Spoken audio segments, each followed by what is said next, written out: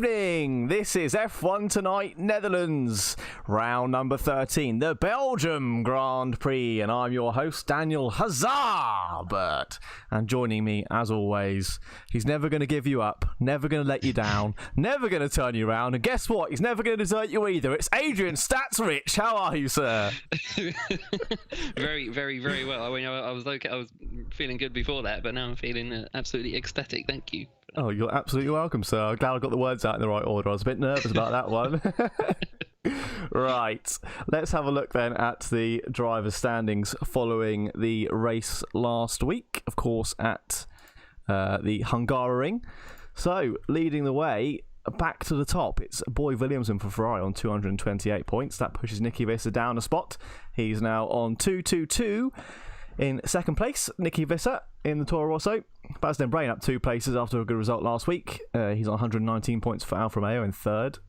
Then we've got Sildavit down a place for McLaren in fourth. Damien Hartman, of course, also down 1 spot in the other Alfa Romeo. He's fifth. Zander Hermans on 101 points in sixth place for Ferrari. Marcel Droning's up a spot in the Red Bull. He's seventh. That pushes John Donkel down in the Toro Rosso. He's eighth.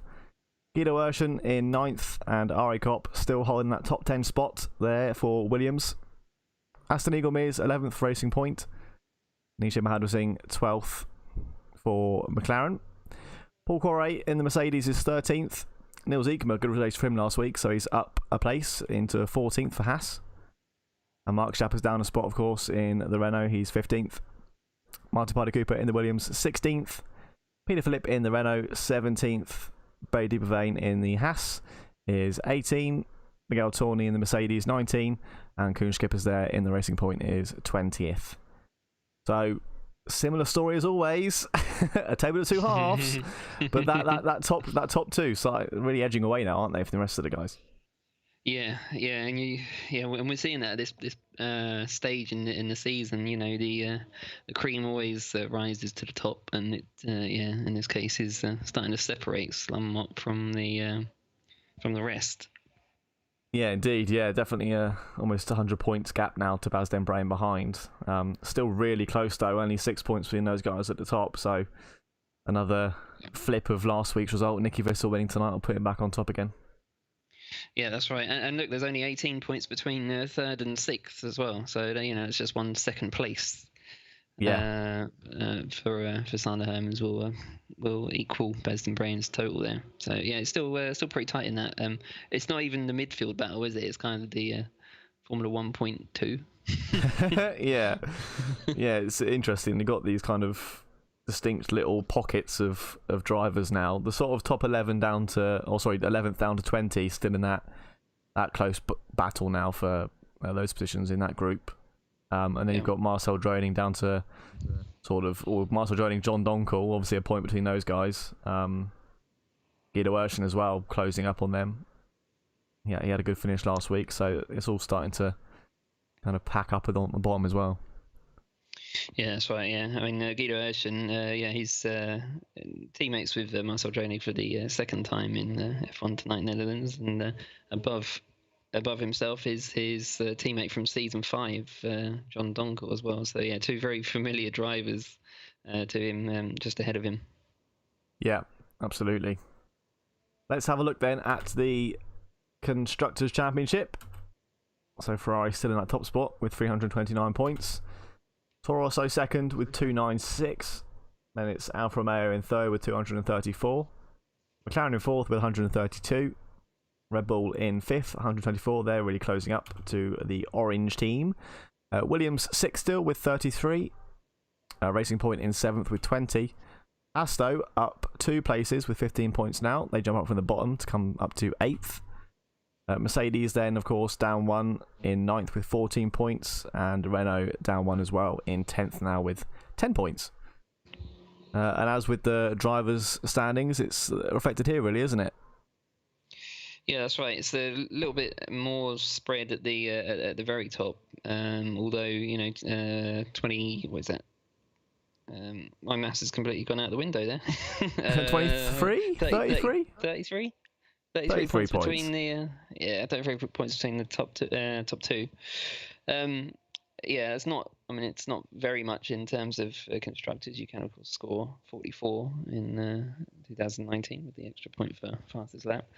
But yes, sort of further down, then you've got the Alfa Romeos. They're in third, 234, and then again there's another sort of pocket of teams behind them battling for fourth place, McLaren and Red Bull. Yeah, and Red Bull, of course, closing that gap a bit after last week's race. So now they're only a certain amount of points behind, 8 points back now from McLaren. So they could be, they're in prime position now to try and take that fourth place spot. Yeah, and that's a kind of a battle of. I hope Guido and Marcel don't mind me saying it's a kind of a battle of young versus old, or yeah. Boys versus men. I don't want to say that because we're all men here. Indeed.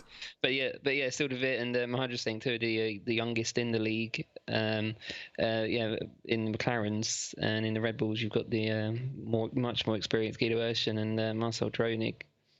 So yeah, that's quite an interesting battle between those two. And at the moment, the younger ones are on top. Yep, absolutely. But how long for remains to be seen. So let's have a look at the track map for this evening. Of course, at the Circuit de Spa Francorchamps in Belgium here, Stavelot. Circuit length, a whopping 7 kilometres, with a race length tonight, 308 kilometres, and a lovely 44 laps, my favourite number, of course, round this circuit. So, Sector 1 takes us from the start-finish line, round Turn 1 at the source. Now, a great overtaking spot at the short run down to Turn 1 here after we start the race. Then it's down the hill, down to that infamous Redillion Eau Rouge complex of corners, down the hill and back up it, round the crest at Turn 4, then down the humongous Kemmel Straight, all the way to where Sector 2 begins, at Turn 5 and 6 through Welkom, and then down, I think you pronounce it Brussels, I could be wrong. It is Brussels. Perfect. Great. Round Turn 8, that tricky downhill right-hander. Then left through 9 and down to Pouon, that really fast double left-hander through 10 11. Really tricky corner then. It's not one wide. And onto the curb, which will inevitably end up in a spin. Then through 12 and 13 Campus, down to the right-hand turn 14 Stavelot. And that leads on to Sector 3 through the fast right-hander of 15. And this very fast-flowing complex of corners. Blanchimont at 16, then 17, and of course into the bus stop chicane at 18 and 19. Another great overtaking opportunity there for the drivers before they complete a lap of Spa Francorchamps. And DRS activates just before Turn 2. The speed trap, of course, being up the hill through Turn 4. And then that activates down the Kemmel Straight. That's your first zone. The second one, detection point before the Turn 18, the bus stop chicane. And that activates down the start-finish straight. So, Adrian, your thoughts on Spa? Yes, so Spa is certainly one of the most picturesque, if not the most picturesque and beautiful circuits in my opinion, in the F1 calendar. The racing through the Ardennes forest. That Kemmel Straight in particular is that you spend quite a lot of time at full throttle there without really having to do very much. You get a little bit of time to absorb some of the scenery, but hopefully not literally. Yeah, fingers crossed. But yeah, it's certainly one of my absolute favourites to drive, and that's not just in F1, but that's in any game it appears in. I do love it. Yeah, it's one that's grown on me. I'm not particularly a fan of how massive it is. I quite like the tighter circuits. But yeah, an iconic one for sure. And of course, the excellent Eau Rouge Redillion, a couple of corners there. Very fun to drive up and down indeed. Sector 3 a bit tricky, but Sector 2 a bit difficult. But apart from that, it's a straightforward-ish circuit. There's certainly a lot of places for it to go wrong.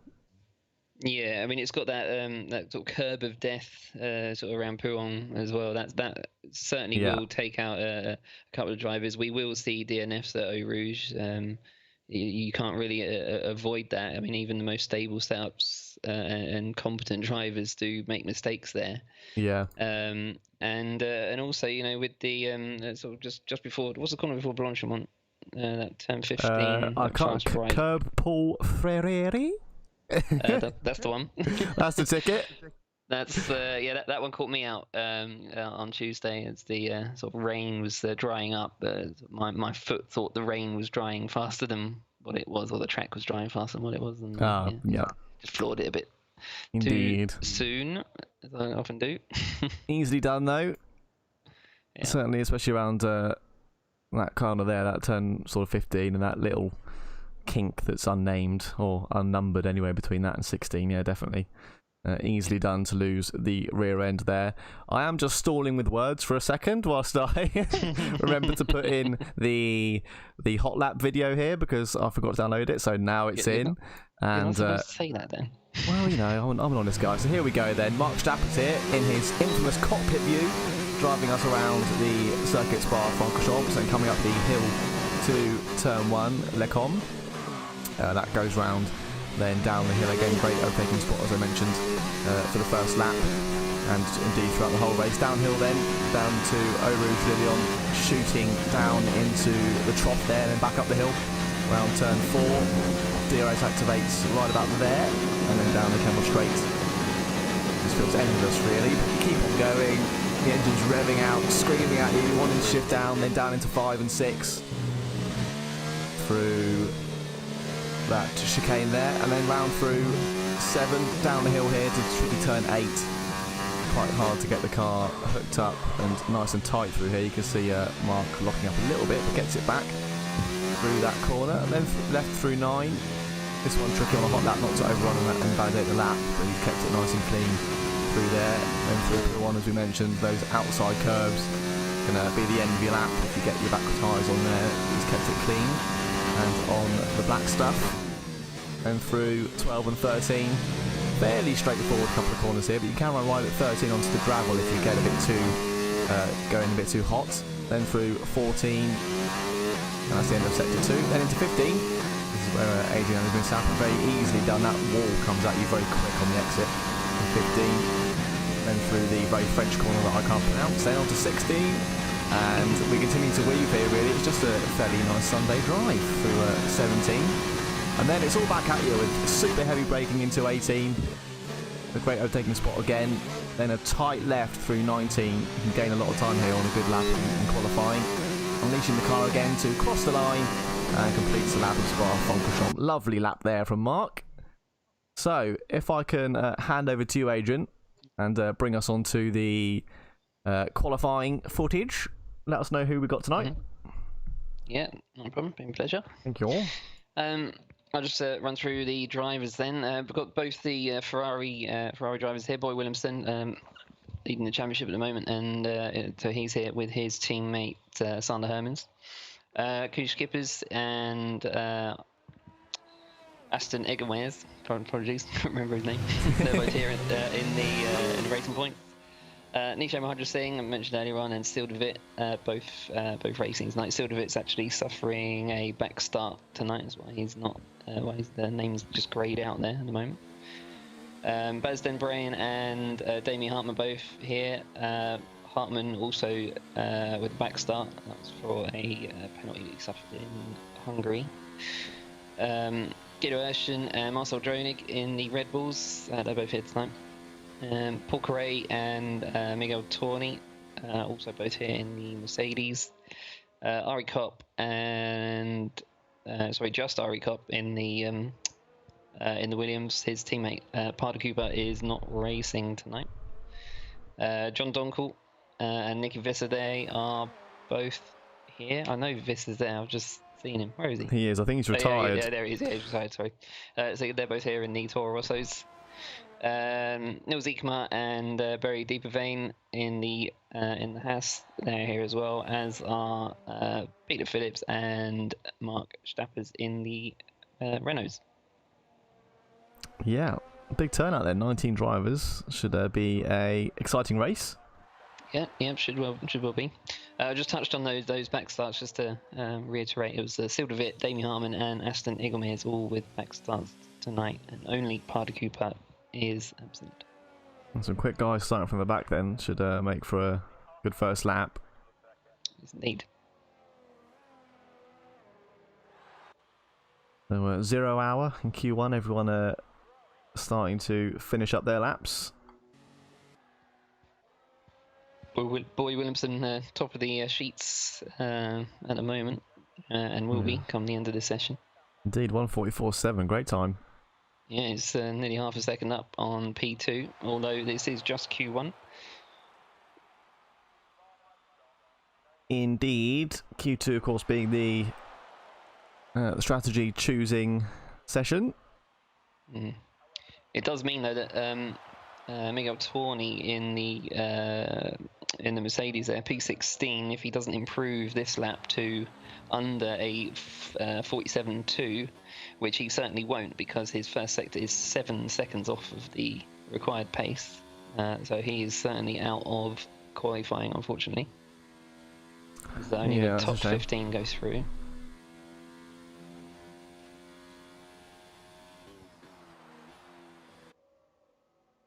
I'm not quite sure where he made that mistake, perhaps through Eau Rouge. Might have stopped off for a sandwich or something. You never know. Great waffles around these parts. Yeah,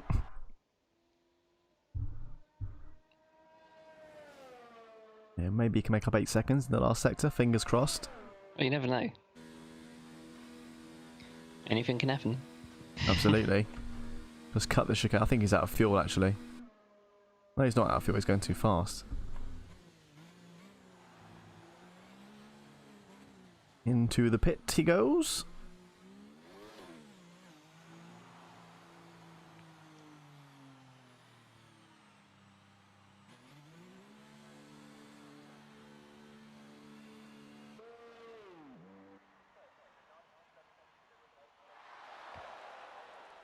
And with a lift of the car, we should be ending the session. Or not. I'm nervous for the end of Q2. That's normally our restart point for these races recently. If we can get past that, we'll be looking good. Does seem to be a common thing with the Dutch lobbies, just completely glitching out and nobody able to then proceed. Yeah, indeed. Boy Williamson then leading the way in Q1 in the Ferrari with 1:44.7. Koen Skipper's there in the racing point looking quick as ever. 1:45.2 for him. He's second. Zander Hermans in the Ferrari is third. Nisha Mahadusing in McLaren fourth. Baz Dembray and for Alfa Romeo fifth. Guido Wersch in the Red Bull sixth. Paul Correa in the Mercedes 7. Nicky Visser in the Toro Rosso is 8. Marcel Droning in the Red Bull 9. Ari Kopp in the Williams is 10. John Donko in the Toro Rosso 11th. Nils Ekman in the Haas is 12th. His teammate Barry Deepervein behind him in 13th. Peter Philip 14, and other drivers were there as well. We got something was 16. I can't remember who was 15. 15. I don't remember who it was either. Guido? No. Stappers? Yeah, let's go with Stappers.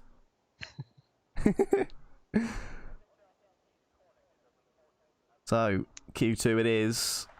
And what are your thoughts on strategy for this race? Yeah. There is some. Yeah, strategies will be used. I can say that much.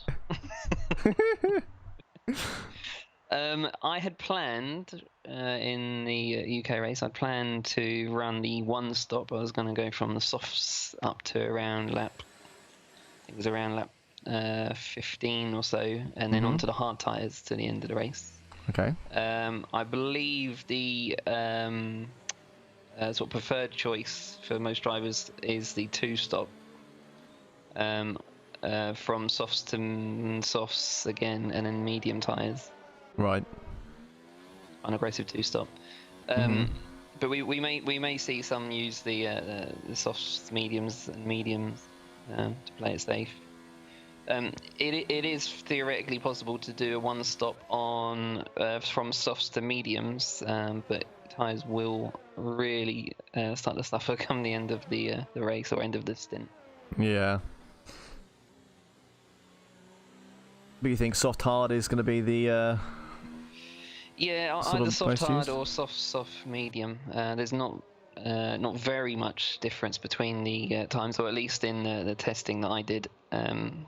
It really does depend how the driver drives the car on those stints as well under race conditions, and how the track evolution changes and things like that, you know, so tire temperatures, trying to manage those, keep the wear down. Also, the amount of fuel you've got in the car can affect the wear rate. So yeah, there's quite a lot of factors that are going to play some part into exactly what strategy will work best for each driver. Indeed. Let's see what everyone goes for. I'll get the tyre detail shown up on the screen so everyone can see what. There we go. What everyone's going for. Does look like everyone fancies a soft tyre today. Only Kuhn Skipper's there on the medium tyre at the moment. Just watching Kuhn Skipper's there, it's a very strange glitch there. It looked like his front wing had DRS. Oh really? I don't quite know how that worked. Yeah, it went a bit weird. I don't think it just loaded properly as the car came around. A new innovation at Racing Point. FIA going to look at that one. Yeah, I'm sure they will. On board with John Donkel as he comes down through Eau Rouge. I forget which parts are which as he invalidates his lap there. Which parts of the corner are which? Because obviously there is a part that's Beglian, isn't there? And the other part's Eau Rouge. Yeah, I'm going to have to correct your pronunciation of that corner. I'm afraid it is Radion. Radion. Mm-hmm. Thanks very much. No problem. Eau Rouge is the sort of bottom of the hill, and then as you come up sort of past the danger zone, that's Radion, the exit. Roger that. Of course, Tom Cruise a big fan of the danger zone.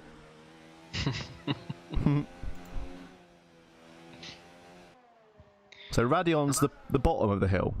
No, Radion is the top. The top, right. Probably going to get floods of comments now saying it's completely the opposite way around. Actually, that's Eau Rouge.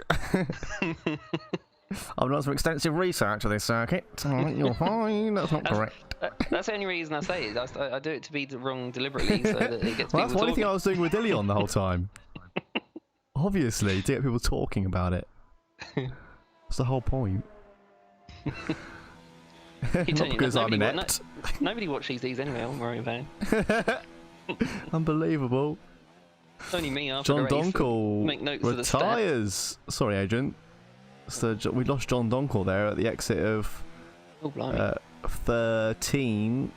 I did mention in the sort of hot lap view with Mark Stappers that turn 13 you can quite easily run wide out of that corner onto the gravel on the exit, and I think that might have been what John did. The back end's come round and he's gone into the wall. Yeah, it's still somewhat unusual place to crash. I don't think I've ever seen anybody actually do that. You've seen me crash there before. I have seen you crash actually. Yeah. Seen you crash a number of times. Two Ferraris though, looking pretty at the top of the order. The 145.0 for Boy Williamson. Zander Herman's behind him on 145.1. They're looking pretty strong today. Yeah, it's a good start from Ferrari, or at least in terms of just pace. Yeah. Give them a little confidence boost. Not that they need it, either of those two guys. No. Leading the championship at the moment, so they are looking good for the constructors so far.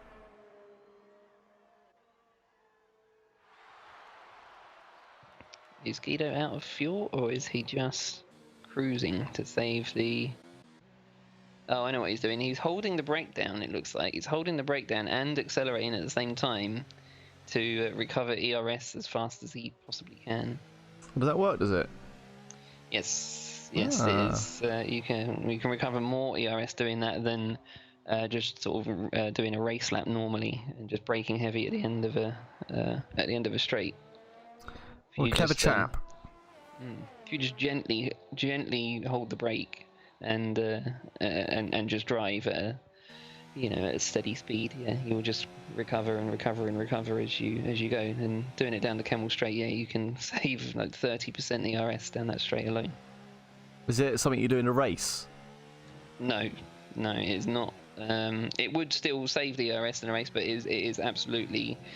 It's going to kill your time. It's going to kill the brakes. The brakes will reach something like 1100, 1200 degrees centigrade and anything over 800 really is dangerous. Danger. Especially for that period of time. Yeah. But in qualifying, it doesn't do much damage to the brakes then? No, in qualifying you'll be fine. You might get a little bit more increased wear because the temperature of the brakes will affect the core temperature of the tyre, which would increase the wear on the tyre. Right. But it's very, very minimal.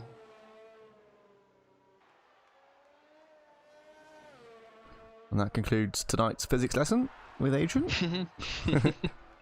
I don't know if you remember, Dan, at Canada in real life, Lando Norris, his tyre caught fire. Remember that? Yeah. That was due to a brake pad rubbing against the wheel for an increased period of time. So it was like one of his brakes was sort of permanently on. It was only on about sort of 5 or 10% or whatever it was, so not enough to actually slow him down. Right. Okay. But the temperatures got so extreme that the right. the brake disc actually melted. And the tyre burst into flames. Mm. Yeah, not ideal. This, of course, being the track in real life where his car broke. Indeed. As well. I can't, it's broken! I think he actually said broken. Broken?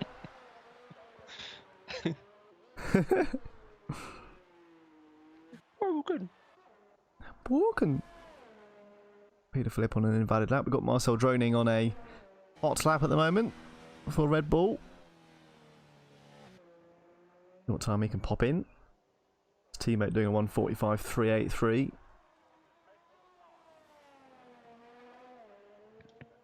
I've seen Kuhn Skippers as well has gone to the soft tyre. It was looking okay though on the medium. You think a medium start isn't worth it? No, medium start is worth it. Yeah, if they want to run it will certainly more than likely be the two-stop strategy. If they do start on the medium, they'll run on to 2 sets of softs after that, or a set of medium then a set of softs. They probably won't run the medium hard. That is far too safe, far too slow a strategy. But yeah, I mean, I imagine most of them, as we've seen here, most of them will start on the soft. Yeah, looks like everyone's opting for that tyre at the moment. Stappers is on a lap at the moment. He looks like he's the only one who is on a lap. He's done a 30.2 in the first sector, which puts him 6th fastest in that sector. A bit wide there at the no-name corner, but you can run very wide at that corner without a warning or invalidation. A tentative round there, Puong. Yeah, I don't really fancy that corner. It's hard to commit to it. It's lovely if you get it right, though. Yeah. A bit wide on the exit of 13, but it looks like he's kept it valid. 46.6 is the fastest in the middle sector. He's done a 47.7. That puts him 11th fastest. So he's going to be around 10th overall at this pace. Yep. Into the chicane. Just reaching the limit of his ERS deployment. Yeah, just as he there it crosses goes the line. now. It's good management. It's 11th. 46.676 for Stappers.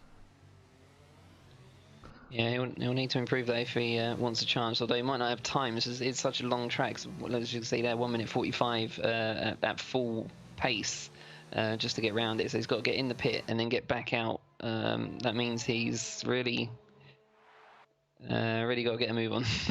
Because, it was one of those things we were discussing sort of early in the season, wasn't it, about these wait times in qualifying. You don't really get it here because you can't wait around. You've just got to get out there because the track's so long, as you say. Yeah. You can't really hang about in case you muck it up. Peter Philip about to finish the lap. Sorry, Adrian. No, it's Peter okay. Philip, there goes P4. Good lap from him. 45.326. That is, that is a strong lap. on the soft tyre. Yeah, he'll be really pleased to be in fourth place at this moment, because he's absolutely respect to Peter Phillips. He's been in F1 tonight for many seasons. I don't recall a time when I've seen him on the podium, and I have seen him qualify fourth before, but it's not a common thing. So I think this will give him a massive boost. Hopefully, come the race. Yeah, fingers crossed for him. Speaking of a boost, Koen Schipper's there, going up to top spot with 1:44.5. A really nice time from him, 5/10 quicker than anyone else at the moment. Yep. Yeah, likewise, that is another strong time there. And again, it's gonna give him a massive confidence boost. We've seen really good performances from both the racing points in their sort of very short F1 Tonight careers so far. Indeed, Skipper's the only one yet to finish a Grand Prix, if I'm right in saying, or at least in the points. Regardless of his very quick pace, I'm surprised we've not seen sort of that strong finish yet, but I'm sure it's on its way. Mm-hmm. We had a racing point lockout, didn't we? Last week, front row.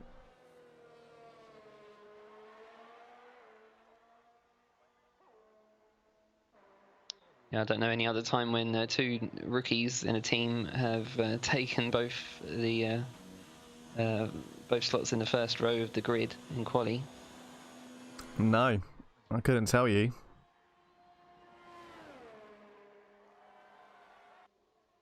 Well, I have got one question for you though. I was watching Ted Kravitz do his little notebook for Sky F1 from isolation, walking through a park yesterday, and As he does.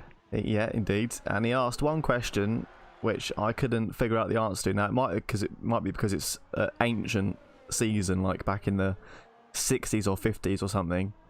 But with, I think it's with Sainz going to Ferrari now.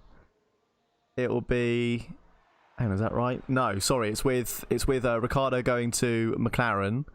That'll be the first time that teammates have had sequential numbers. Since when? I would have to say since 2013, I think, when they allowed drivers to choose their numbers. I believe, was it 13? Yeah, but apparently it has happened before though. As in they've chosen numbers, not ones that, you know, when the constructors team has got a 1 and a 2, and then the next places have got 3 and 4. Okay. But it was there's another time when drivers have chosen the same number and they've happened to be sequential. Oh, okay. Well, after that. I don't know if it was after or before it, but it was apparently he gave an answer to that question at the end, but I had to stop watching before then. But yeah, apparently sometime before this recent change between Ricciardo and Norris, there has been another time when drivers have been teamed up and the numbers have coincidentally been sequential. But interesting one, through for thought. If you know it, comment. Let us know. I'll be interested to know. It could just be as simple as before they brought in the number choices. But then it would just be it's just by they used to give the numbers out by the position that they finished in the drivers' championship in the previous season. Oh, is that right? So it wasn't constructor based? It was constructor based. But the champion would obviously be number 1. His teammate, whoever that was, or whatever team it was, he would be number 2. And then the next highest placed team's first driver would be number 3. Yeah. Oh boy, Williams, and then reclaiming the top step again in Q2, 1:44.532, really close between him and Skippers, only 5 thousandths of a second between them. And to those failing to make it through then, looks like it's going to be Ari Kopp, Barry Deepervein, Neil Ziekma and Mark Stapp, as well as, of course, John Donkel, who retired.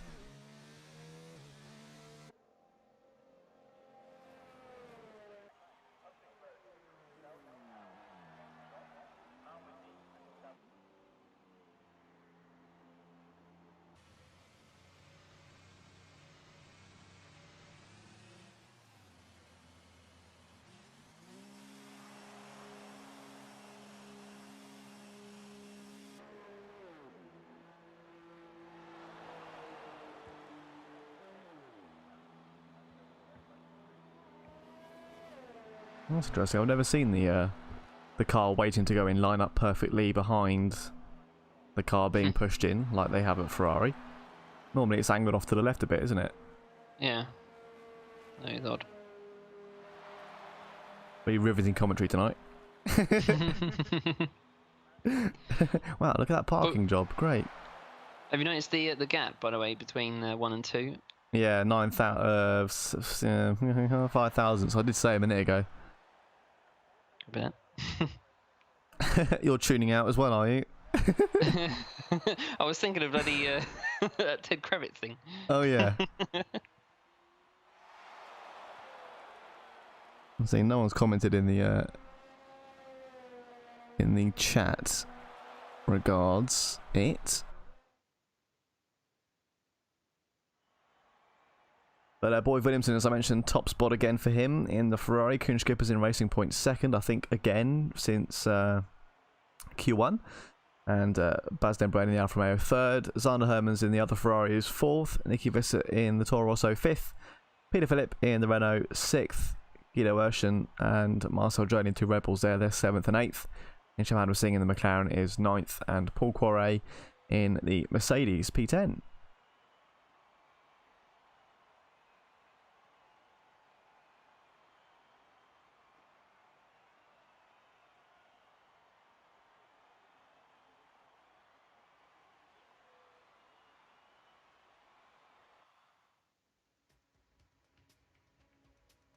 Good to see the likes of Quarret and Phillips through to Q3. Don't often see them in his final session, so that's good. Yeah.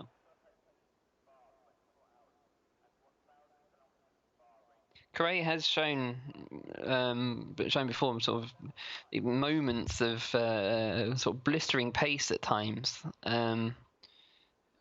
but just really lacks the consistency in races, or sometimes just the luck in races. Yeah. I said before that we don't know whether it's a setup issue for Mercedes, with Tawny suffering the same problems a lot of the time with losing control of the car frequently during races. Yeah, both drivers there seem to struggle a bit with that, don't they? Mm. But yeah, good to see Correa getting through, as indeed Pete Phillips in the lone Renault here. Indeed. Nice bit of splash of yellow in there for a change. Oh, safe release. Yeah, I was just going to say. Racing Point there, certainly getting a reprimand for that one.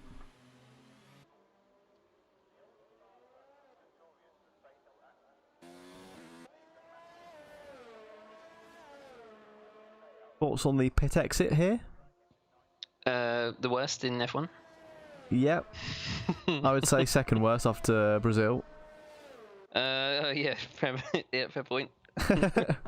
Brazil's pit exit is like a track in its own. You have to learn that. I don't necessarily mind that part of it. It's just I hate any pit exit where it gives you control whilst the car's turning. Like with this one, Azerbaijan's the same, Monaco's the same. Yeah. Especially Monaco, because it's really tight and you've got to stay within the white lines, not get a penalty. Mm. But yeah, this is certainly a sharp right-hand turn. Once you get released, it's not the easiest to get a quick exit. As ever, though, it's a Toro Rosso leading the way through qualifying. Nicky Visser will be first to set a lap.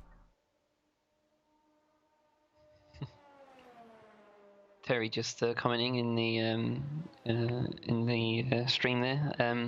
We have Q3. It's the first time in, good point. What, 3 weeks that we've actually we're seen here. Q3. Woo! We'll be done before midnight tonight, guys. Well done. No more elevator music. Thank God.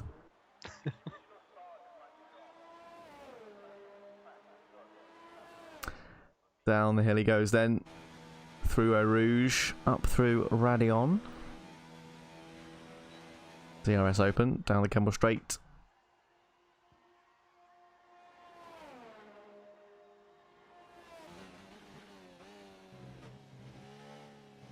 everyone out on track with the exception of Marcel Dronig. Yes. Perhaps waiting to see what everyone else does. Paul Correa appears to have abandoned his hot lap after turn 2. Okay. Not sure why that is. I think it's still valid. I think. I'm sure he's the last one around, isn't he, at the moment? Yeah. I think.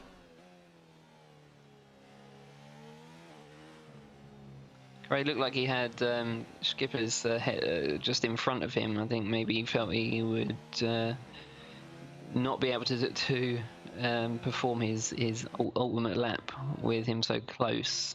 But you know, it's on him to create that gap to allow him enough room to be able to perform his hot lap. Yeah. It's important to have the spacing. Quickly, thoughts on the man on pole? Quick say before he crosses the line. Good question. I'm gonna go with Boy. Boy, okay. I'm gonna go with Skippers.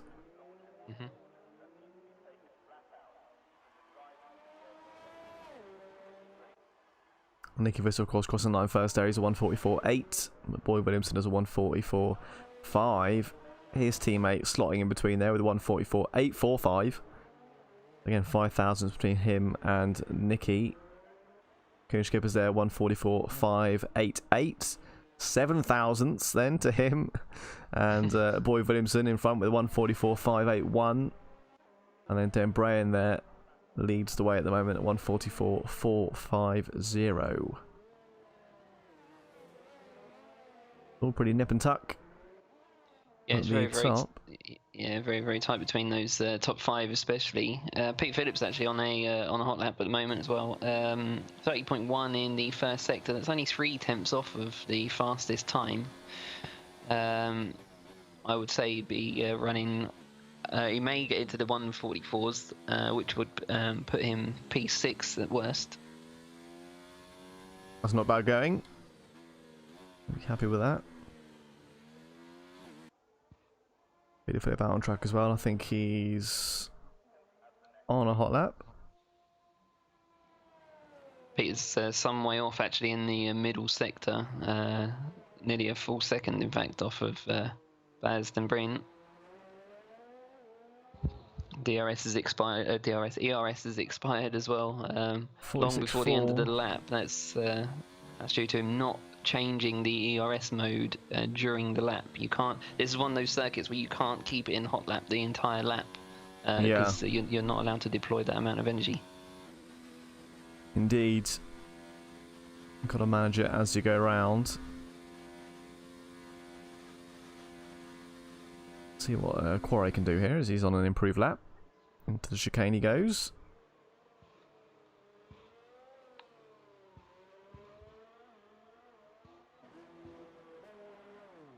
Too Across shabby. the line, 45.2, not too bad.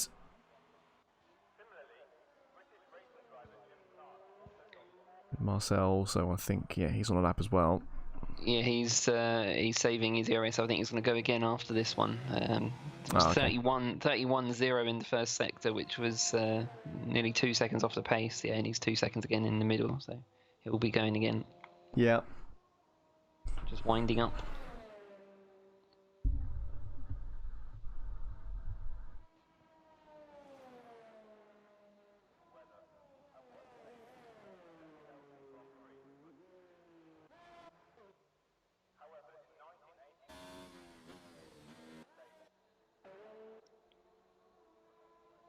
Looks like Guido's on his way out, I think, for his final lap.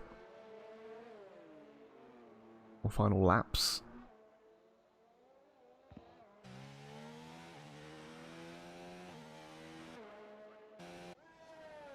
Foot to the floor then from Marcel Dronig through Eau Rouge and Radion. Yeah, good stuff. It's at this point here, just at the end of the, or coming towards the end of the Camel Straight, you need to, that's your opportunity to reduce the ERS, because you're not going to go any faster. You know, it doesn't matter whether you're in mode 5 or 0 at that point. Once you've hit sort of 208, 209 miles an hour, that's it. You know, you can't push the car any faster than that, no matter how much power you use. And you can see right now he's still in that mode 5. Just dropping below half deployment left now.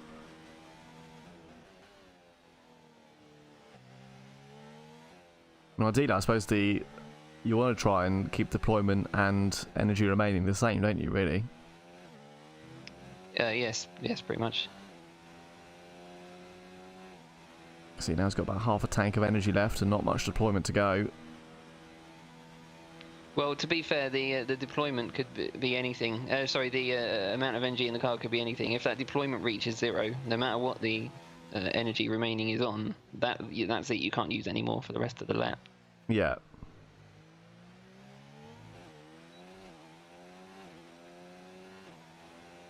.45.3.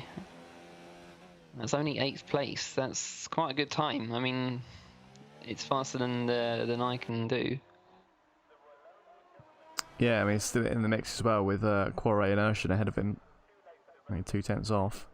Got time to wind down and do another lap as well. I think Peter Phillips into the pits. He'll want to get this a quick turnaround so he can get out again, hopefully.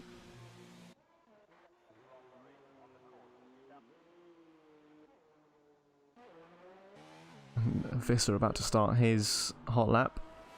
Likely be his last one.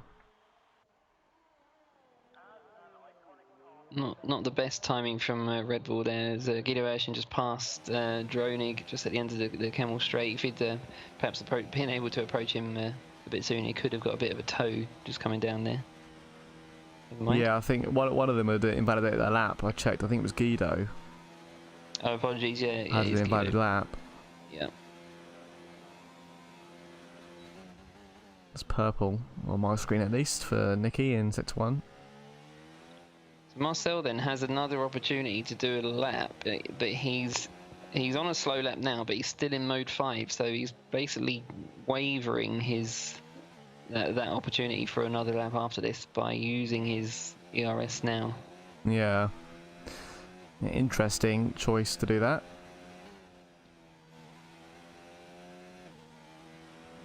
Oh, new purple first sector for Sander Hermans, 29.8. That is, that is fast. It's not by much. In fact, the second fastest first sector was Boy Williamson in the other Ferrari.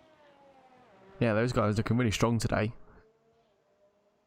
I think Nicky's gone purple in 2, is he? Nicky Visser is purple in 2, correct. He comes round turn 17 now. This is going to be tight for pole position. I'm not actually sure really who it's going to go to. Yeah. Exciting stuff. He's a little bit off in the middle sector, Sander Hermans. 3 tenths off of Nicky. Nicky goes top now with a 44.2. Yeah, very nice. Go back to Zander and see what he can put in. Into the chicane he goes. Skippers is now purple in the middle sector as well. Oh, it's all to play for. Across the line, Zander Hermans. Doesn't improve. Or does he, but just not enough. He's not gone anywhere. That was an improvement. That was 2 tenths. Skipper's across the line now. He goes pole. 44.0. Wow. Very nice time. Yeah, that is a good time. Nobody else appears to be on an improved one. Williamson's retired. He's retired at 16, looks like. I don't know how he's lost a car there. He was third fastest in the third sector. It might have been an improvement on his current time. It definitely would not have been pole. He would have been P3 at the absolute most on that pace had he completed that lap. Looks like he's driven straight on there. You can see his car in the Armco barrier.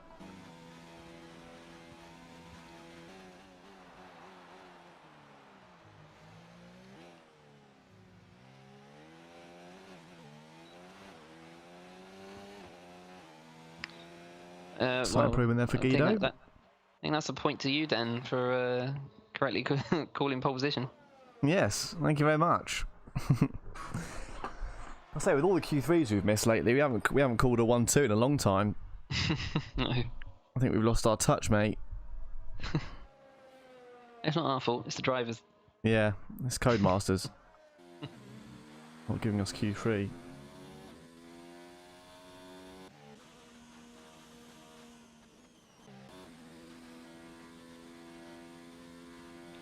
Yeah, it's an impressive time there from Skippers. 44-0. Yeah, really nice. Very quick indeed. Almost, I wouldn't say entirely out of left field because it was expected to some degree. But yeah, it just blew the rest of them away, really. Yeah, he did. I think that about concludes Q3. It looks like no more runs available. Skippers is out of fuel, so unfortunately we have to wait for him to drive the. How far has he got to go? Well, he's some way away. he won't make it to the end of the lap before that timer runs out, so we're just gonna have to wait for that to expire. Yeah. Maybe is that Guido or Marcel behind him? Maybe they can give him a little bit of a nudge. Well, it's actually Guido's AI. Yeah. Who is also out of fuel. Nice formation.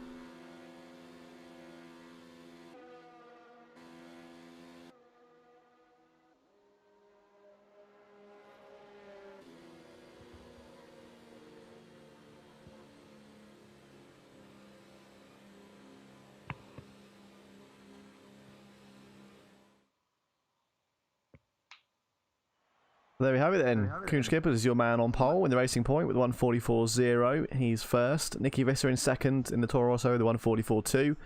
Then on the second row, Baz Brain in the Alfa Romeo third. Boyd Williamson in the Ferrari is fourth. Third row, Zander Herman in the Ferrari. And Guido Ocean in the Red Bull. They're fifth and sixth. Paul Corey seventh. And Marcel Droning are eighth on the fourth row.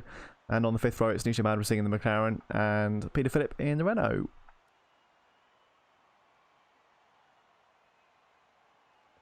Lovely jubbly.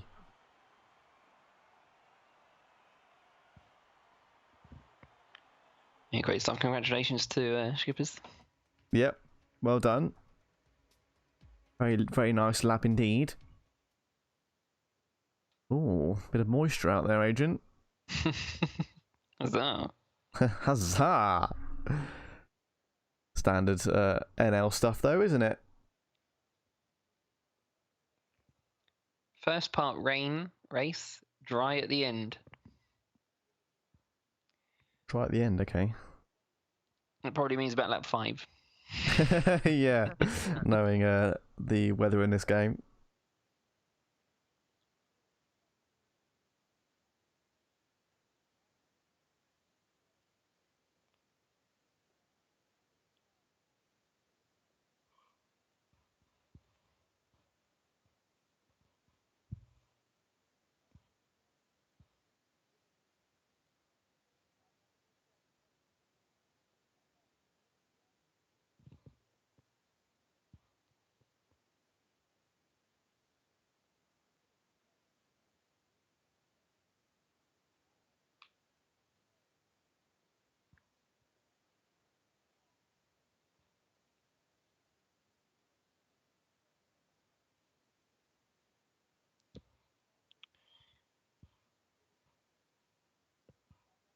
No team focus, driver focus feature That's a negative. this evening. No, because I can't find it. Copying that? I don't know if one's been done or not. No, I don't think it has. I will double check. Oh, there we go. We'll have a look at the spin the wheel. I forgot to put it in studio mode first. Right, let's have a little look here.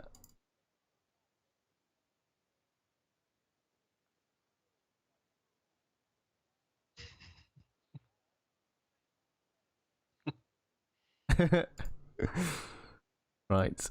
Well, the last ones I had on there for Alfa Romeo We could do them again. I don't think we've got any more. Yeah, let's do them. Here we go then. Driver focuses. Let's swap over. So, Damien Hartman in the Alfa Romeo.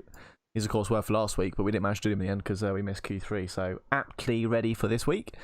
Number of Grand Prix, 10. 89% attendance, missed 1 this season. 3 podiums so far. 2nd in Australia, 1st in Bahrain, 3rd place in France. 1 pole in Azerbaijan and a single win at Bahrain. Last results so far were Austria 5th, starts 5th, finished 6th. UK started 6th, DNF'd, and Germany 7th, DNF'd. I can tell you as well that last week he started 15th and finished 5th. So great race for him last week. Yeah, it was a phenomenal drive. I remember it well. Yeah, indeed. Yeah. Brilliant recovery. Certainly a quick driver. In the Alfa, or both Alfa Romeo drivers, it's a quick bunch, isn't it, over there? Well, he is the Season 5 champion. Indeed. And challenger to Nicky Vista last season as well. Yes. Masno Brain as well then on the screen for us at the moment. He's not missed a single race this season so far. 5 podiums, a 2nd at Bahrain, 2nd at China, 2nd at Azerbaijan, 3rd again in Spain, and you guessed it, 3rd in Australia as well. Sorry, in Austria. 3 poles, Australia, Bahrain and Austria, and a single win at Austria as well. A really impressive run of podiums there actually, I forgot about those. Bahrain, China, Azerbaijan, Spain. 4 on the bounce. Last results though, it's been a bit of a tricky mid-season for him, hasn't it, so far? I started 1st, finished 3rd. Obviously that was a good race at Austria, but then since then UK, Germany, both DNFs. Last week he finished 3rd, so good comeback last week as well. Yeah, he's not normally an up and down driver. He's normally very sort of down the line, very consistent in his performances. But yeah, this season it seems to be kind of the opposite of that, and he's very much all over the place. I mean, I very rarely see him crash out of a race at all, and we've seen sort of a couple in a row lately. Hopefully we'll be back on form tonight. That'll be really fantastic to see. And in fact that leads us on to who our predictions are then for the race winner. Absolutely. And my money, just like qualifying, is on Mr. Skippers. I'm going for it again. I just think it's his time tonight, you know? Pole. Do you think so? He was 2nd, wasn't he, to Eagle Mears last week in terms of the front row. This time it's all him. He's ready. He hasn't finished in the points yet. I don't think he's finished a race yet. This is his chance to shine. You think his first ever finish in F1 tonight could be a win? Yeah, his only finish, he's going to have 100% of his finishes are wins. Win or bust. Yeah, exactly. What about you, sir? I am going to go and say... I think Steele de Wit might have a go at the win here. From way back. I wouldn't mind seeing a bit of that. Yeah, I'm going to run with Steele de Wit for this. Yeah, nice. From back to front, the Steele de Wit story. Sounds like how you should wipe. You can do better than that, Dan. Yeah, I can. Just takes me a couple of laps to get something in there. But we'll figure something out. The driver's starting to ready up now, as we'll begin the formation lap shortly.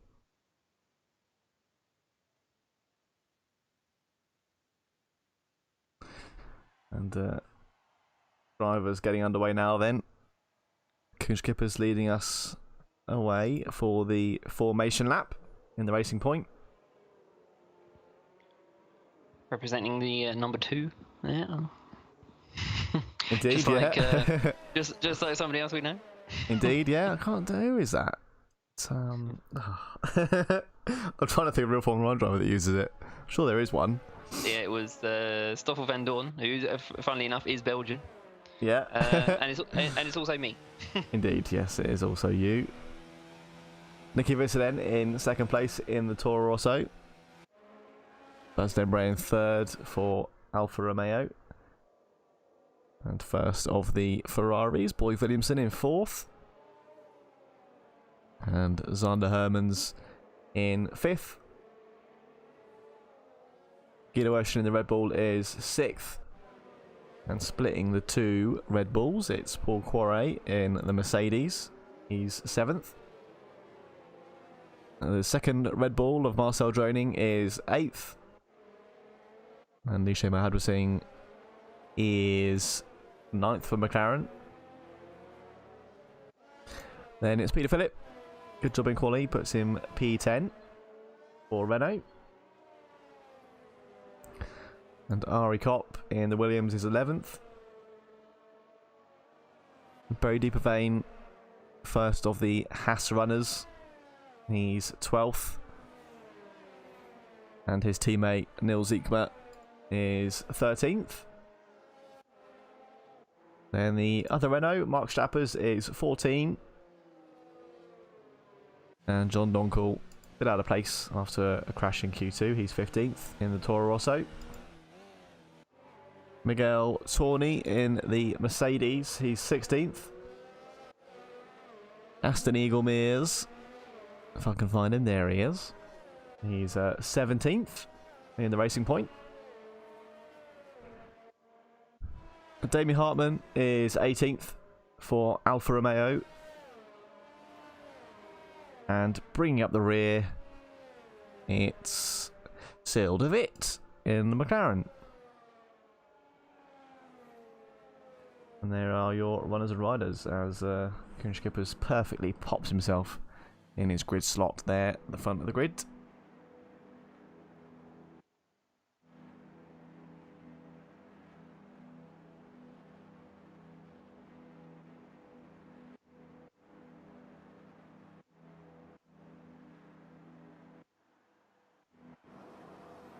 Here we go then. See if we can get the there's the camera view. The lights lighting up. There's 5 and they're out and they're off. Koen Schippers getting a lovely getaway there in the way, but Nicky Visser also looks pretty quick around the outside. Apart from that, all looks fairly clean behind. Boy Williamson getting a good start though. He did for a short while there get ahead of Baz Bryan. Oh, he's back past him now. And Nicky Visser challenging Koen Schippers down the hill to Eau Rouge. Up into the lead goes Nicky Visser. Great move on the Racing Point up through Radion. Oh, Koen Schippers getting a bit out of shape at the top of the hill. Keeps it clean though. Oh, we got a retirement. Peter Phillips out. Phillip. No, that is a big shame. That's a big shame. Safety car, full safety deployed. car. Full course yellows there. Drivers come to a slow pace. Oh, what a shame. Yeah, that is massive. That's you know, in a way, it's inevitable, isn't it? There's always going to be one casualty at Eau Rouge on the first lap, and in the wet. In the wet, very difficult to not crash there. Yeah, indeed. Just such a shame it was Peter Phillips when he was looking so strong in Q2 earlier on. Yeah, absolutely. It was all fairly clean though behind the leaders. Boy Williamson getting a nice grippy start from his position in 4th. He's up to 3rd. And Mahadwasingh as well getting a good start. He's up 2 places to 7th.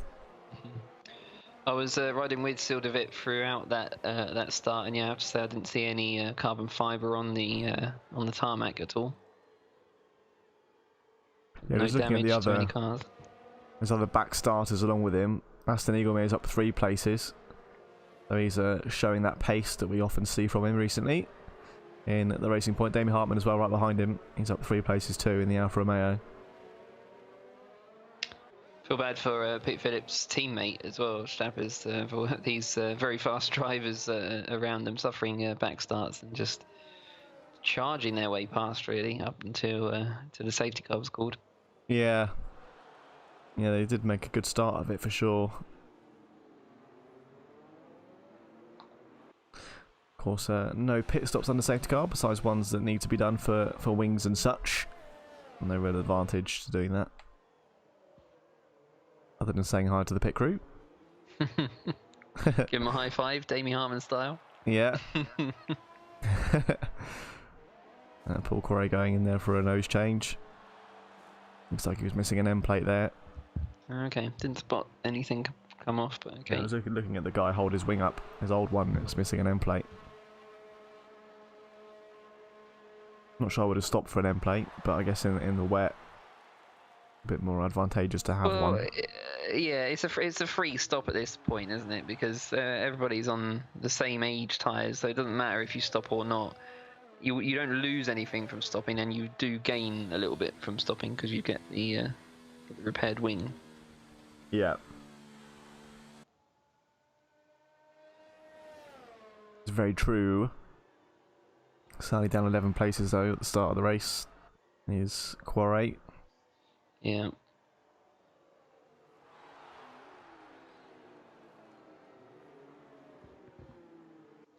Would have thought safety car in the end of this lap. Ben. Sorry, Adrian. I was just going to say, fortunately for Correa, it is very easy actually to overtake at Spa, particularly the Kemmel Straight, which has been sort of come under some criticism really in recent years for the DRS zone is a little bit deemed a little bit unnecessary because the exit that you get out of Eau Rouge and Rédillon up that hill, plus the slipstream that you'll get, is more than enough to be able to attack the driver in front without much effort. And so to add DRS into that as well is a little bit overkill. It's almost impossible really to defend and attack on that straight. Yeah, very good point. I mean, you see it in real life, don't you? There's so many cars that normally aren't challenging fast cars. Yeah. That just are able to get alongside them down that back straight because they got DRS. It's also the second longest DRS straight in the calendar after Azerbaijan. China would be longer if the DRS zone actually activated sooner, but here it does activate very, very soon. Just literally, I mean, you're not even completely on the straight before you can open DRS. But China, you're already doing 200 before it's active. Indeed.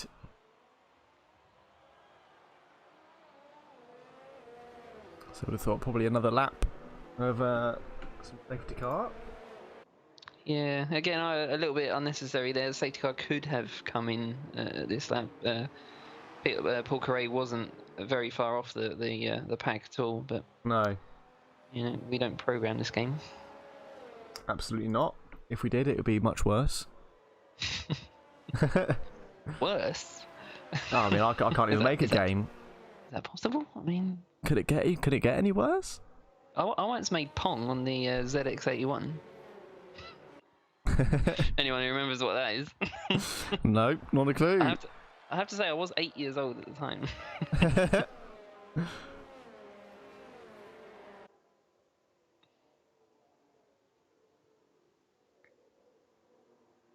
Did you know you can find more than 30 types of different waffles and 10 types of potatoes in an average Belgian supermarket? In an average Belgian supermarket? Yeah, that's not even your waffle potato specialist. What about any pickled eggs? Not sure on those. Could you perhaps swallow a whole pickled egg? I don't know if you... I mean, I'm sure you could.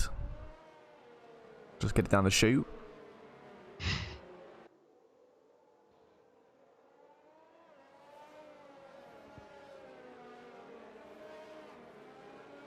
Tell you what though, the Belgian shops, they do some very nice juicy onion dogs. Yeah, I've heard that.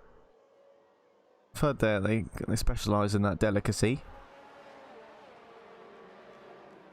Quite a sort of a new craze over there. If you could save some for me, that'd be great. Copy that.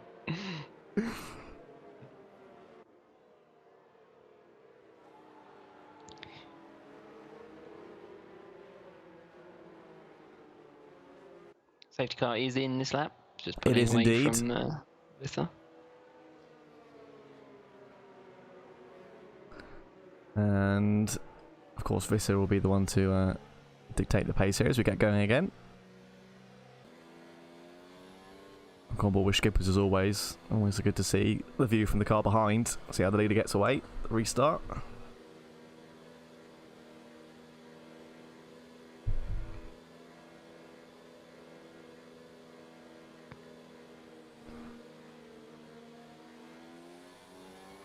Oh, looks like Skippers has already been caught a bit napping here as Visser sort of pulled away into the chicane there. See how his exit is. Yeah, that looks very Nicky-esque there as he goes away. Bye-bye. Almost a second there pulled on the first straight. Ooh, still a bit sideways out of the bus stop. It's not what he wants. Yeah, just oh, sorry, that was keep an out eye. of source. No, it was out of bus stop. Keep an eye on the rest of the drivers as they come down. Eagle Mears now up 5 places. Damien Hartman as well. These two just ploughing through the field. Oh, Droning's out. That's at Eau Rouge again. Who's that? Droning? That's Marcel Droning. Oh, then look, it looks like No, he's there's... got... What? Yeah, Droning is definitely out, and Mahajan Singh in the McLaren is also Oh, he's gone around again. Yeah, he was just sorting his car out because he was facing completely the wrong way. Well, Mahajan Singh is lucky to even be able to continue. It's another safety car then. Another full safety car, yeah. I think that might have been from Mahajan Singh there, being sort of on track, trying to get himself going again. I must say though, I love the way he moves.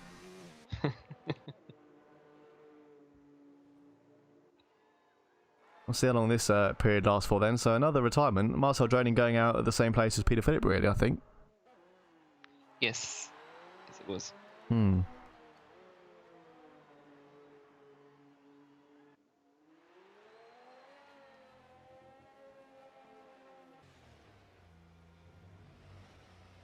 Looks like Guido's okay. Niche looks to be the only one that's suffered any damage from that. I guess they both came together, and perhaps that's what caused the retirement. Yeah, it did look like it. Damien Hartman and Eagle Mears though getting up another 2 spots as well between you calling out that retirement and me last saying they gain up 5 places. They now gain up 7. It's unstoppable. This safety car that's come out, I think in reality with Mahajan Singh, despite him being in a bit of an awkward position, because this track is 7 kilometers long, I think in real life they would have had enough time to reposition his car properly on the track. And I made him sound like he was a Scale Electrics car just then. Yeah, just pick him up and put him back on. Yeah, give it a wiggle, give it a little blow. But yeah, no, I mean just getting back on track, facing the right way. They have plenty of time before they come around. I mean, look, they're only coming around there now. Yeah.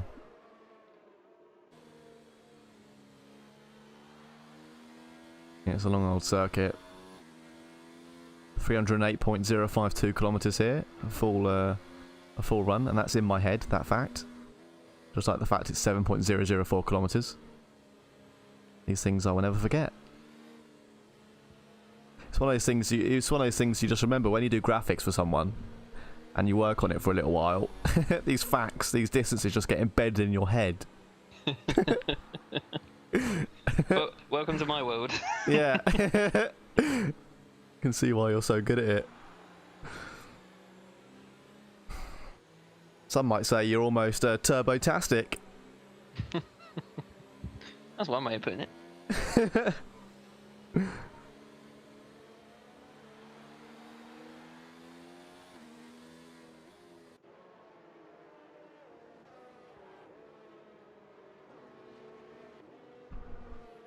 You got any fun facts for us, Dan, while we're under the safety car period? Maybe here for a little while. Let's have a look here. I mean, Dettol protects. That is a fact. That's a fact. That's a fact for you right there. What else have we got?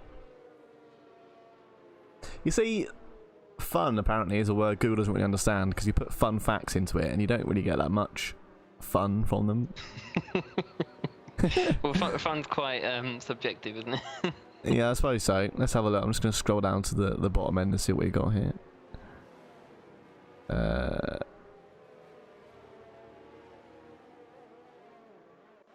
Belgians make carpets from flowers and they're really good at it. Don't miss the 2016 Brussels flower carpet in August. Oh yeah, there it is. Yeah, that's quite impressive actually. Giant carpet in the middle of a courtyard made of flowers. All this rain here reminds me of another fun fact for you. Whales fly in water. Indeed. You think about it.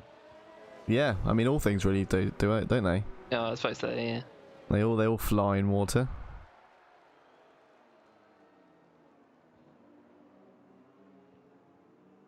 One time I waited for a bus. Was it at the bus stop? Chicane, by any chance? Yeah. In fact, do any buses actually stop there? I know, exactly. They call it the bus stop chicane, and guess what? No buses do stop there. So what's up with that? The old number 44. Indeed, yeah. I do think Gary Barlow once ate a hot dog there, though. Okay. Wasn't aware of that one. You know how it is. Let's have a look. Come on, there's got to be some fun facts, haven't there? Fun Belgian facts for kids. Here we go. It's officially the Kingdom of Belgium. Not just Belgium, it's the Kingdom of Belgium.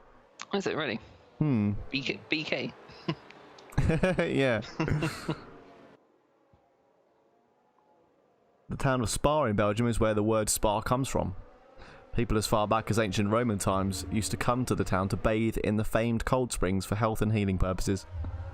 Now that is an interesting fact, because I often wondered about that, whether there was some correlation between Spa-Francorchamps and the word spa.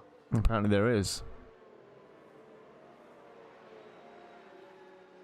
What else have we got here? Belgium is world famous for beer. There are 1,100 varieties of beers made in Belgium, and the country often produces international award-winning varieties. Interesting. Indeed. Flowers make carpets from Belgians. Yep. Did you just say flowers make carpets from Belgians? Yes. I'm sure in an alternate universe they would. You've already told that fact.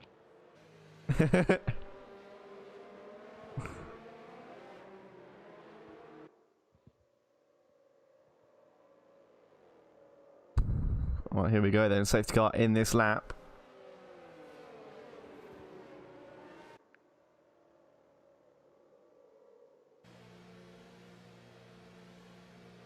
Flabbergasted that my mum fed me soil. We'll watch a board from Coon Skippers here as we get going again. See how Nicky's restart holds up. It's another cracker. He's pulled almost a second. It's much better than last time actually. Almost an extra tenth on Skippers here this time. Round the sauce. Down the hill again. Worth keeping an eye on Eagle Mears and Hartman though down the back, because they seem to make up quite a lot of time. They've done exceptionally well considering there's been 2 safety cars for sort of 5 laps of this race. This is only the second race lap. Yeah, they have done exceptionally well, as you say. Well, Williamson up to 2. Yep, all Skippers losing out a bit there.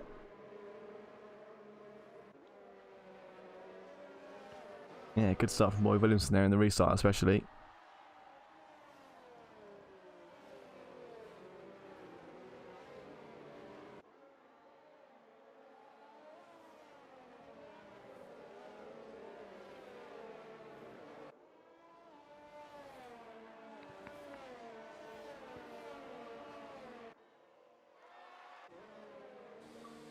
Yeah, Skippers looks like to be struggling a little bit, doesn't he, in the wet?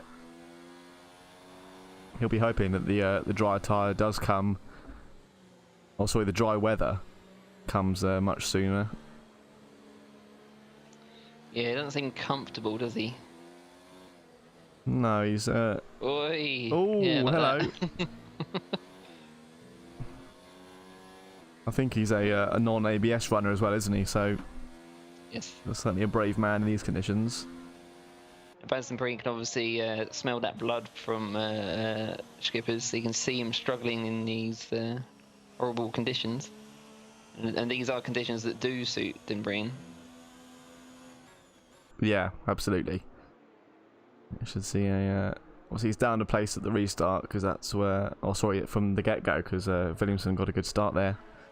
Asked him, but we're looking to make the comeback. Xander Herman's though getting close to him as well through the bus stop chicane.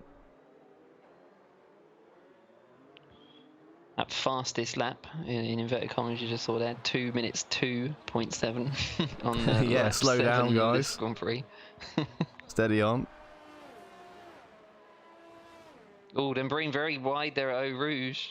Oh, I thought Nearly Herman's got a lost bit out it. of shape behind him as well. He's going to get his nose alongside though.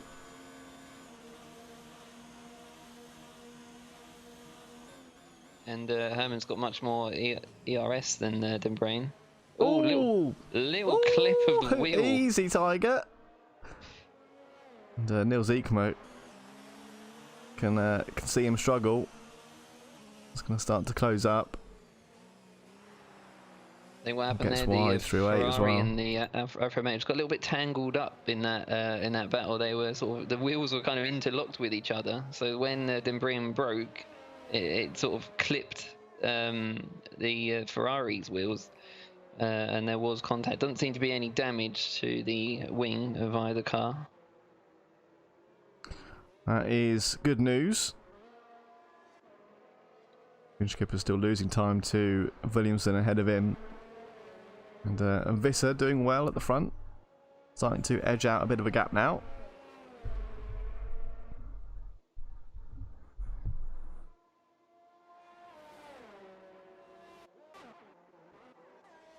Eagle is now up 9 places. So, keeps on pushing. Hartman's just stuck behind John Donkin at the moment.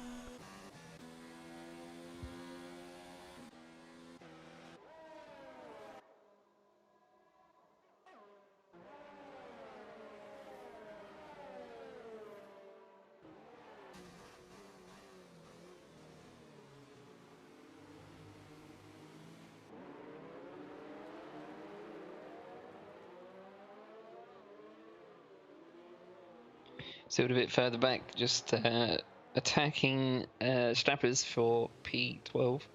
Yeah, keeping an eye on that one. Getting ever closer. Amy Hartman's still stuck behind John Donkin as well. Oh, Miguel Torni's lost it at the source. Ooh, where am I looking? Down the back? Sideways on track, There we go. struggling to find reverse gear actually. I do hate that about these modern F1 cars. It's yeah, if your revs are over, I think they're over just 5,500 RPM, you cannot engage reverse gear. You have to completely idle the engine before you can switch into reverse. Yeah, I think that's probably what Tawny struggled with there, as you said. Mm-hmm. That's only a recent change, by the way. They nerfed a glitch that you could do manually as you go around the hairpin of Monaco. You could engage reverse gear momentarily at 30 miles an hour to give you a little bit extra rotation, almost do like a handbrake turn. Oh, okay. And yeah, they Codemasters decided that they would change the way the reverse gear works and just make it so you can only engage it when the RPMs are below 5.5k. Yeah. That's fair enough. Looks like Skippers is finding a bit of the rhythm now. He's pulled out a gap again on Dembrayan. Although not closing up to Boy Williamson ahead of him very much.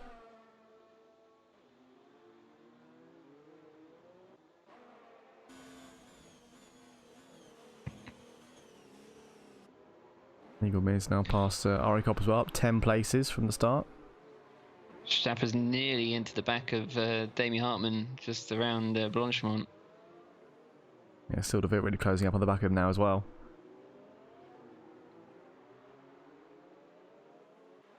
Oh, Stapper's just lit up the rear wheels there, turning on the exit. Yeah, still a bit felt through. his pain there. Yeah. See if Paul Quarry can keep with him.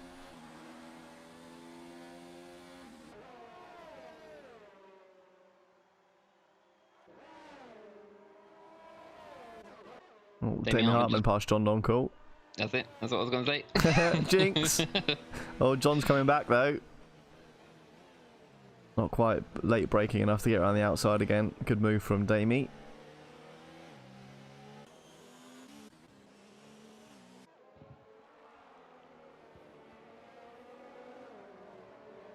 Yellow's in one. That's Tawny, I believe. Yes. Yeah, again, Tawny's really struggling with the car. Yeah, not easy in the wet. Up through Radion.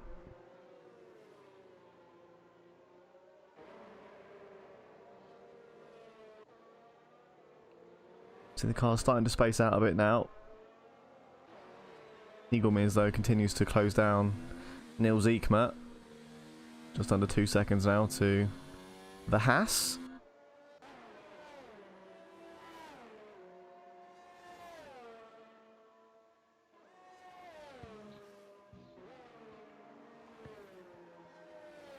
Oh, Zander Herman's past Dembray there into the bus stop chicane.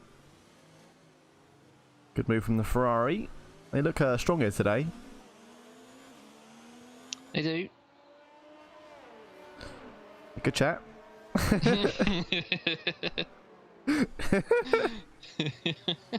Speak to you later. Alright. Bye. It's goodbye from me. Goodbye. Love you, Devon. Oh dear.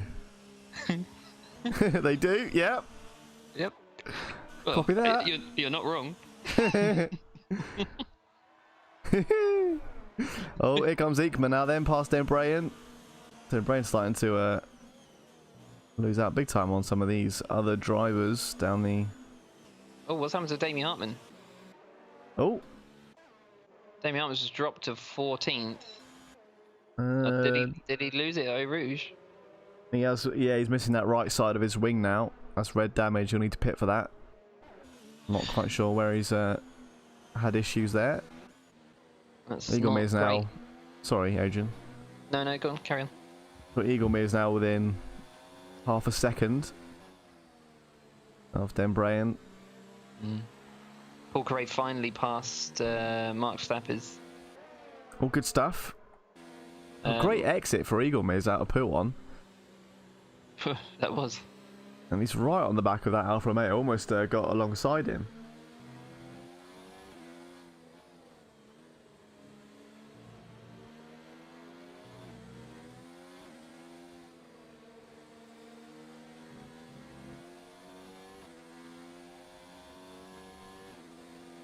Yeah, Dembrain ahead of him. Dembrain is the most successful driver in F1 tonight. Netherlands, who has not won the championship. Yeah. Almost a Barrichello. Yeah. And there we go. There goes Eagle Mears. Yep.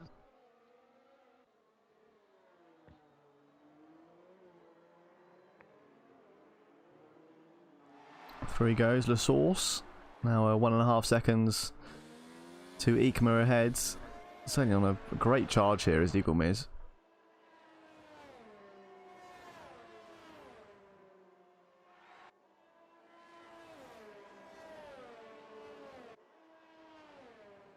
A couple of guys stopping now, Hartman being one of them.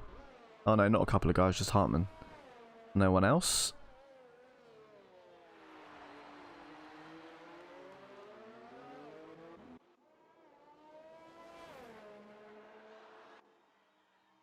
Visser pulling out a nice lead on Williamson. 4 seconds now. I'm just going to put my thing on Do Not Disturb. Sorry about that.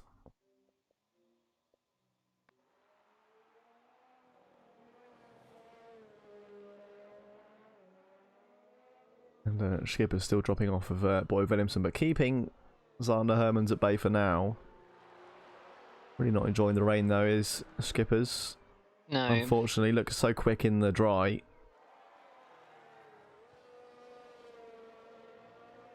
I mean, there's no damage to that car. It's just No. It's either a lack of confidence or a lack of downforce on the car. People do tend to run quite low downforce setups for Spa anyway. Personally, I would have probably bumped it up a little bit just because of the rain, but yeah, Skippers might be running a dedicated dry setup, so we'll wait and see what happens when this rain does finally stop. Paul Craig past Mahadra Singh at where's that? Oh. It's just the corner after Pooong. I can't remember the name of it. Eagle Mears and Ikema as well coming together. Eagle Mears might go around the outside into the source. Oh, and that is one Le Saucy move. That was a really good move.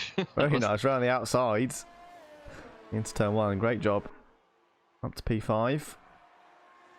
13 laps, 12 places. And he's only been racing for about 4 of them. Incredible stuff. Yeah, these new Racing Point drivers, they are pretty quick. Yeah, indeed.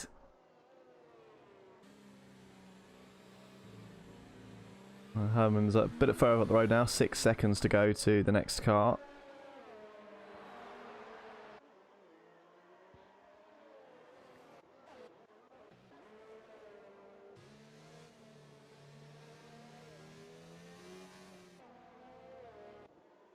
Appers and Donkel fairly close on track. Less than a second between them, although John looks to be pulling away a bit now from Mark.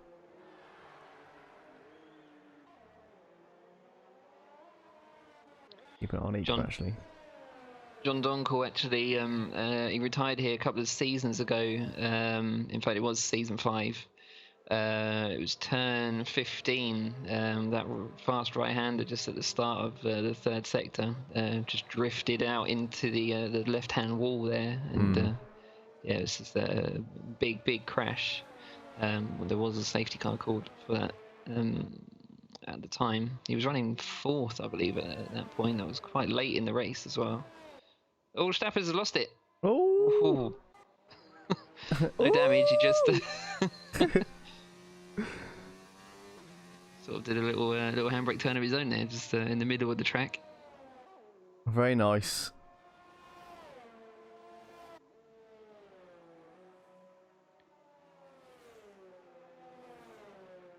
It's very difficult to keep the tyres sufficiently warmed in these sort of wet conditions. While the operating temperature is much lower, obviously, than the dry tyres, it is just notoriously difficult to maintain that temperature, because it's difficult to push the car hard enough to keep the temperature up when there's very little grip anyway. And therefore it's kind of like it's a vicious circle, really, because the harder you push, the more chance you've got of going off. But if you don't push, you'll go off because the tyres are cold. Yeah, absolutely. It's a tricky one, isn't it? A bit of catch-22. So yeah, sort of it. Making progress as well, 9 places up, and on the back of Deeper Vein. Keep an eye on Ekman as well, because he's still hounding Eagle Mears as well, even though he made the overtake last lap. Yeah, not letting him go. No. It's not like sector 2 yellow. That's all. We got 2 cars off. Shappers as a VSC and Guido Urshan both round. Shapper's not retired, but facing the wrong way off on the grass there. Yeah, no wing on the Renault either. No. I did see it pop out. Shappers did have a time penalty just moments before that incident. I wonder if he just sort of darted across the inside of the track. Hazzah Singh's got one as well for speeding under the safety car.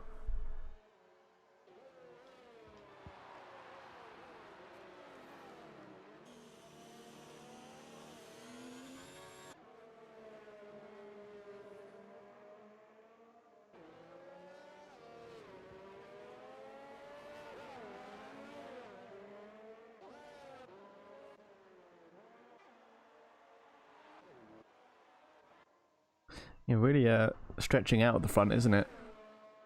Yeah. It's not very close. Oh, Sander Hermans has gone! At the top of Eau Rouge. At the top of Radion. I think that's going to be a safety car. Yeah, I'd have thought so. Called a safety car for Hazzah Singh when he did the same. Yeah, he's gone where Magnussen went off back in 2016. Yep. That's a good memory. Thanks.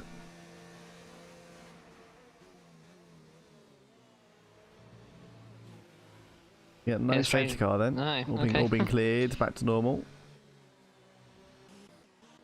Eagle Miz though, of course, up into 4th now with Hermans retiring. So that's 13 places gained now. And his teammate up next. Would have thought, given the pace, he'd be fairly quickly up behind him. Oh no, he's gone sideways! Oh, Aston Eagle Mears there drifting around turn 13.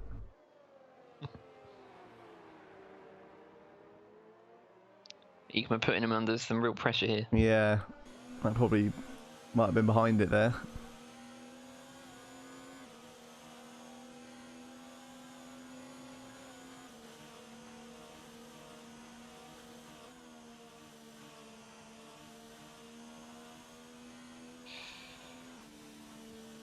Yeah, over 30 seconds now separates the top 6. Yeah, it seems to. Well, these drivers at the front just seems to be loving the conditions. Well, the top 2 for sure. I don't think Skippers is loving it. Sildovic just passed Deeper Vein into the bus stop chicane, just outbraked him into that first right, and just managed to hold on. Lovely stuff. Some good overtaking from Still so far. He started right at the back of this race, P19, now up to 8th place. Yeah, in the points importantly.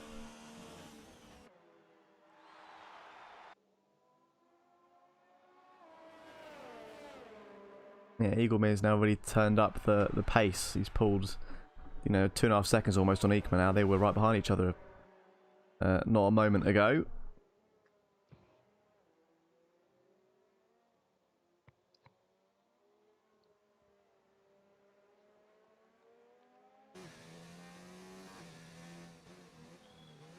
Stappers will see blue flags shortly. Nikovic is just coming round to lap him momentarily. Yeah, I can just see his car in the back of shot there.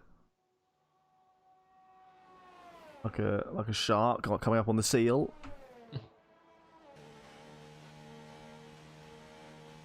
Stappers getting wide on the exit of 17, gets a penalty for it. Well, very deep bit then, deep, Nicky, yeah. into the bus stop.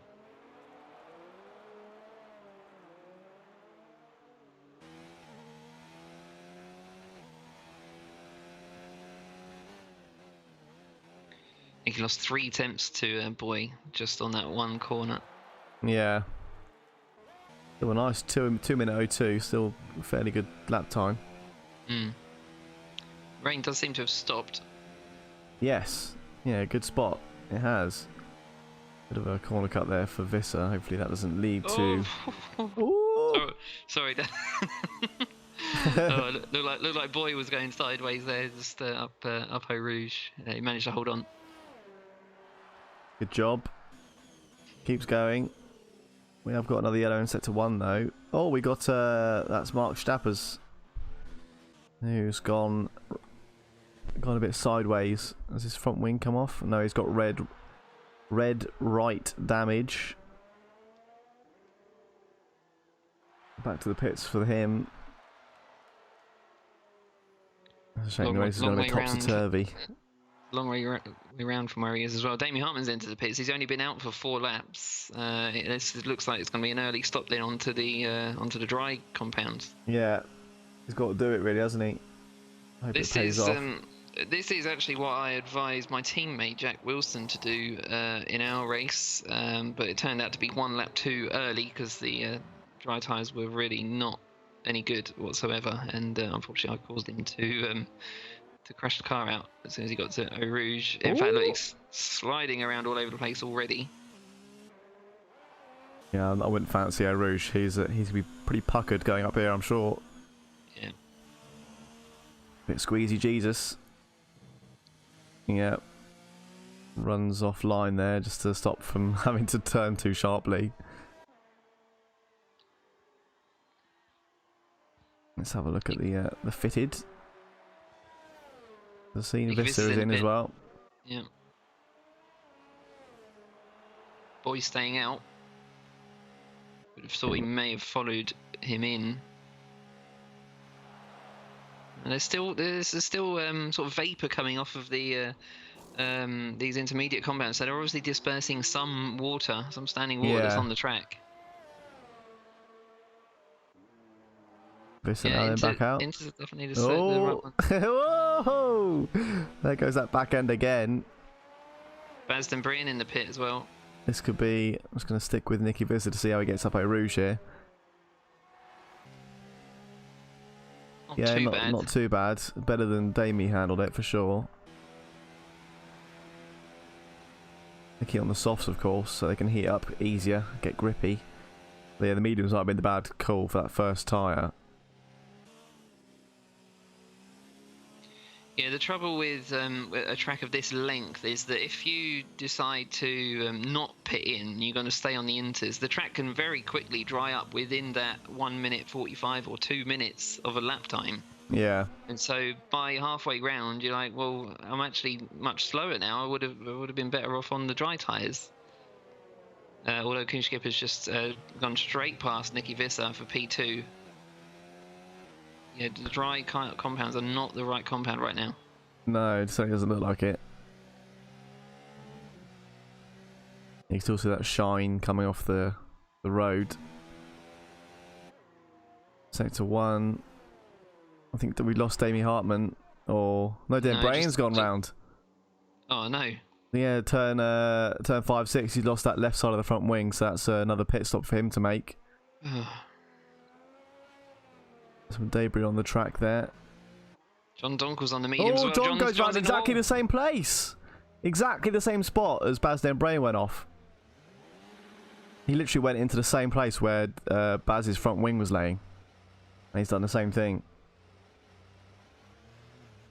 Yeah, it's really not. It's not dry tyre time. Yeah, Nicky losing 5 seconds too. Skipper's there in that short amount of time. Skipper's comes in now though. He's got to hope this does something for him. 25 seconds to the leader. Yeah, it's a double stack for Racing Point as well. Eagleman is in behind him. Yep. I still think it's too early. There's still vapour coming off of those tyres. Fairly solid stop there for Racing Point. Ekman as well. Zildebit and Deeper Vein also coming in too.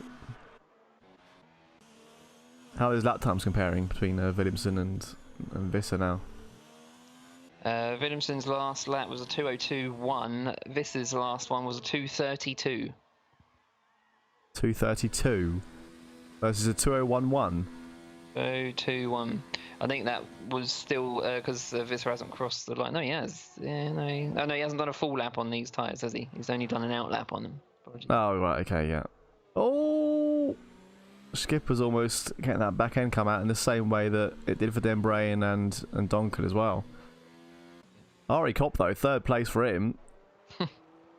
He's looking very good at the moment. Yeah, and he's going to be rapidly catching Nicky Visser as well.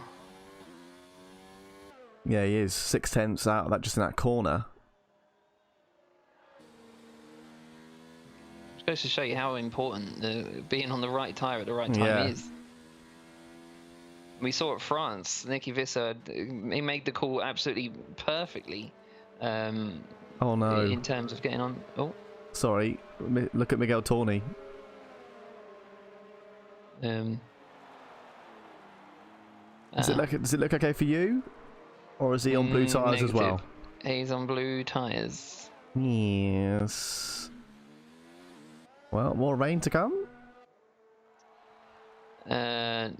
Negative. That's a negative.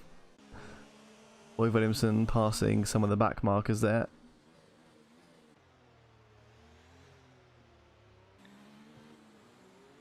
Ari Kopp now arrives on the back of Visser. Just 1.8 behind now. Then there's still vapour coming off those tyres, and we haven't had DRS reactivated, which is a clear signal that dry tyres are the right choice. We haven't had that yet. Visser running deep there, probably to let him through, I would have thought. Yeah, I'd have thought so. Fair play to him. Boy Williamson is absolutely loving this though, because he's now nearly 40 seconds ahead of second place. Yeah, it's unbelievable.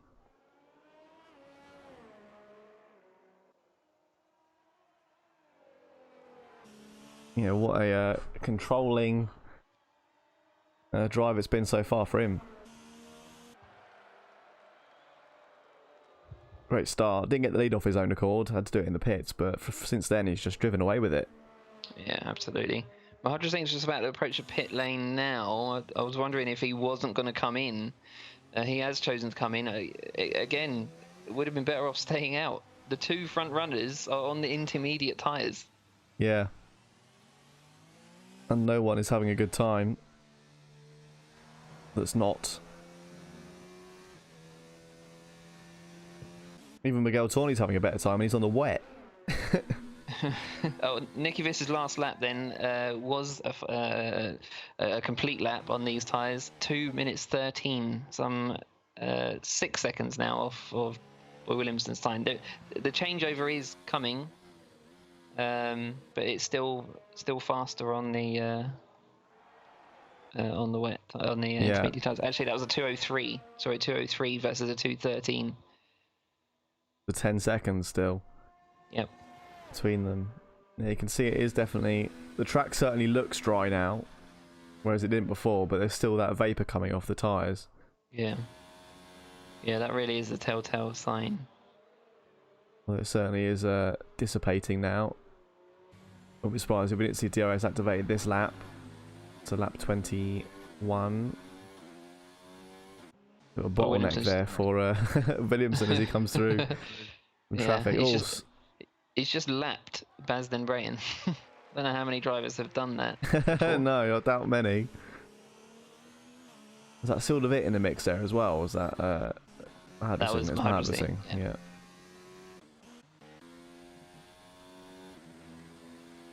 Well, the dream is Ari Kopp keeps this pace up and it stays just wet enough for him to put out about 25 seconds. And can then pit and come out ahead of Visser? It's not impossible. It's definitely drying though, isn't it? I mean, we'll see. He's still looking pretty good here to come out third though, isn't he? With his stop. Oh yeah. Yep. That's a lap John Donkel. Mark Stappers has just unlapped himself on Berry Deeper Vein. So Stappers in 16th, just unlapped P8. There's just such a massive gulf in the performance of the two tyres. Yeah. And it's still that way as well now, even after 3-4 laps since it stopped raining. Yep, still now. Nobody on the dry tyres has done faster than a 2:11. Nobody. Yeah. And the front two is still doing 2:02s and 2:03s. Yeah, that's why you got to be on the phone to Jeff whenever this happens. I know every other time I will agree he is useless. But when it comes down to the weather, Jeff's your man. Can't go wrong.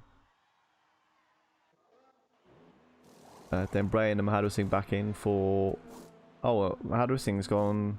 Is he back on to Winters? Then Bray's having a wing change, I think. Yeah, set tyres on. And soft tyres on the Brain. And then Mahadwa Singh's back out on more mediums. What do you get? 22 laps out of the softs? No. No. You'd be lucky to get out of the mediums. Yeah.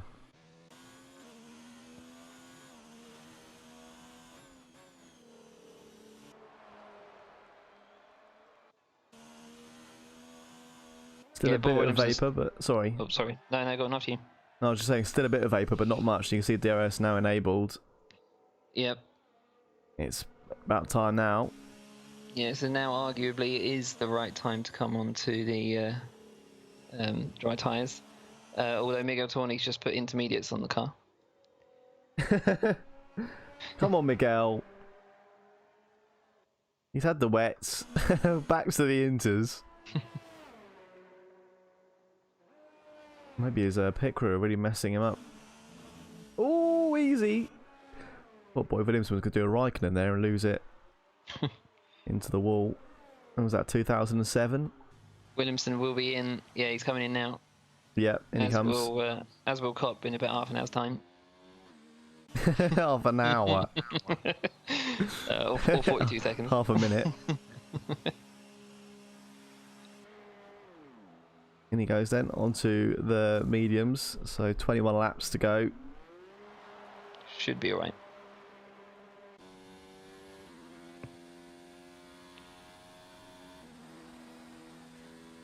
Just keeping an eye on Nicky Visser's lap time here. So his last lap was a 2:07.6,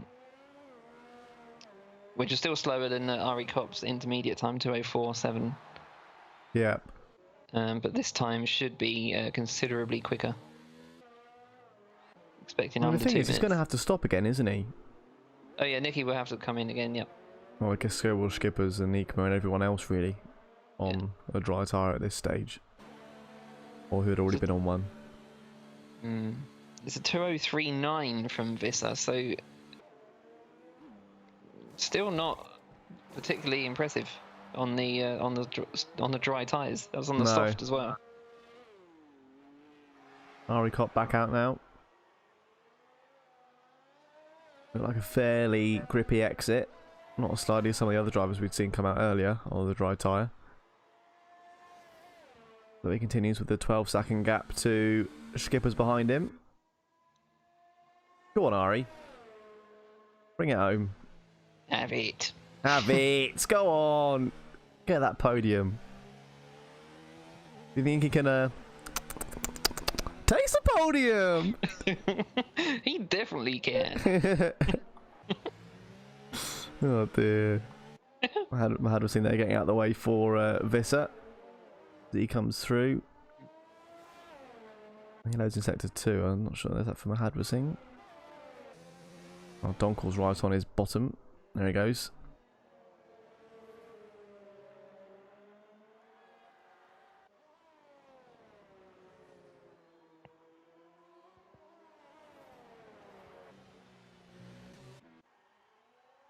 Gappers in and back out on the medium tyre.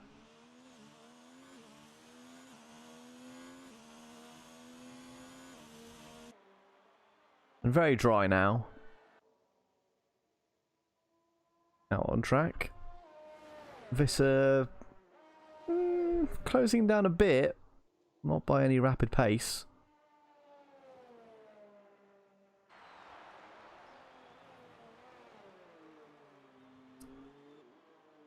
Could argue a lot of that punchiness from the soft tyres has sort of been used now, hasn't it?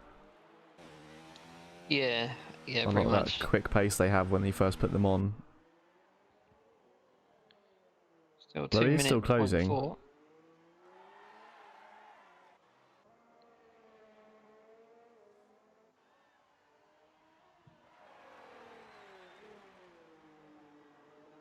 He must be feeling pretty good if you're Boy Williamson right now, that's for sure. Oh, yeah, big time. Just press the pause button, get an ice cream out. Ari Kopp's coming in the pit again. No. It looks like. Oh, he's lost that left side of his front wing. Oh, he's on the softs as well. I think that's a mistake. But then he might not have another set of mediums to go on to. But then he should have a set of hards. I'd happily run the hards to the end of the race. Yeah, just to keep position. I think that's an error. I think that's probably not even his fault. That's just what Jeff's decided to put on the car. Oh, Jeff. Yeah, he had some wing damage there. He must have had some contact with another driver or a wall at some point on that last lap. Eagle Miz and Ikema back at it again. We've seen purple sectors all over the place now as well. Sildavit, Ikema purple in the first sector. Nicky Visser purple in the second sector. Boy Williamson purple in the last sector. 58. It was first driver to get under a 2-minute lap time, and we're 24 laps in. Yep. Paul Quarry past Deeper Vein now, up into 8th. Have a look back at position change. He's still a bit now, the biggest winner. Up 13 places so far.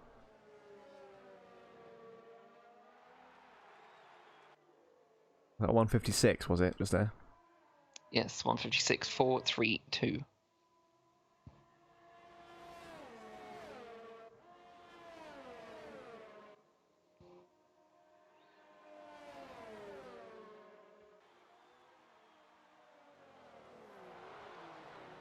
Oh, easy, easy. Ikema went very, very sideways through the chicane there. I'm sure Eagle Mears is not complaining. No. Well, that was a big cut of that La Source hairpin from Ikema. Yeah. A bit too Ikema to get the place back. Ding dong.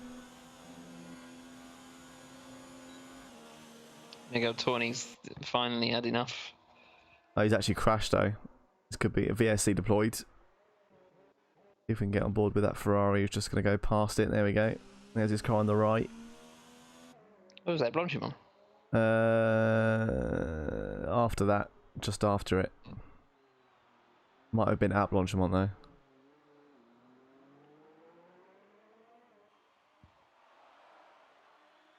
Williamson putting out a gap again now. Yeah, that's probably VSC helping him along there though. VSC is such a pain to manage a gap through.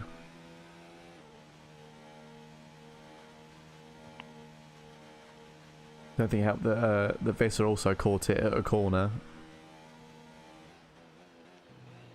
Yeah, it's the worst thing. It's all very well, reducing your pace by 40% on the straight. That's very easy to do, but when you approach a corner or a hairpin or whatever, 40% less than 40 miles an hour is quite. It feels a lot slower. Yeah, as opposed to just lifting off on a straight, which would perhaps reduce you 40%.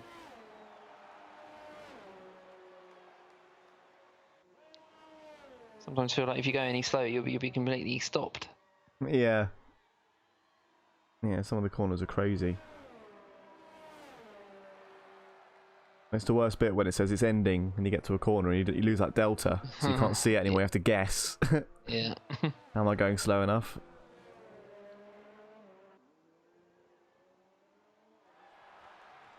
Visser passing Embrain there. Lapping him, I should say.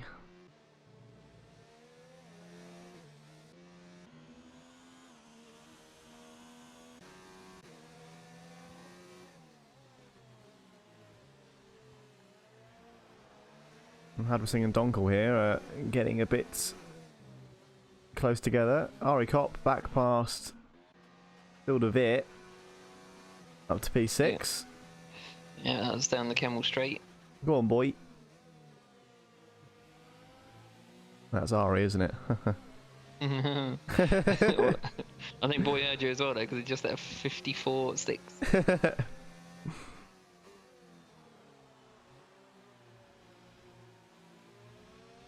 People just tuning in now and they're seeing these lap times of 54.6. They think that doesn't seem that impressive.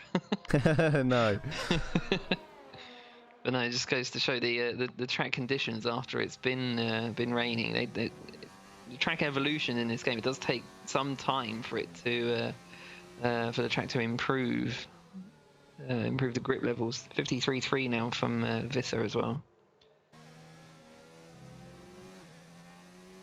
Yeah, getting over quicker. Sector 3. Oh, Oh no, Zeekman's gone. He's gone out. He's on an Adrian. Yep, done the exact same thing. Exactly. That could be. That looks like safety car territory to. Well, to me anyway. To the game though, probably just a VSC or maybe a yellow flag. I think it's going to be. Car on the track. Yeah. Watch out for that. I'm just going to wave this yellow stick around for a bit. You'll be able to see it. I don't know how that's not a safety car. Yeah. Yeah, the car's been cleared. Back to racing. That was a big shame. Ikema was doing very, very, very well. Yeah, he was. Deep in the last Hass standing.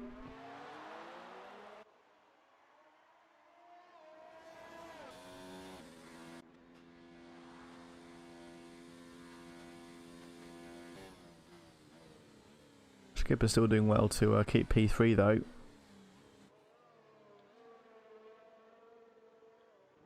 Still not really catching up with Visser, although I guess Nicky's still on the soft tyre. Oh, still a bit back through on Ari Kopp. It was a very aggressive move from De Wit on Ari Kopp.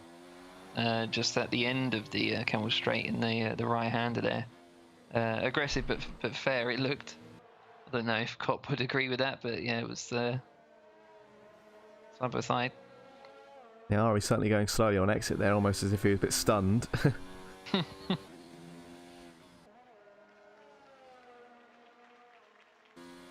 Okay, a little clapping in the background there as Ari came through P1.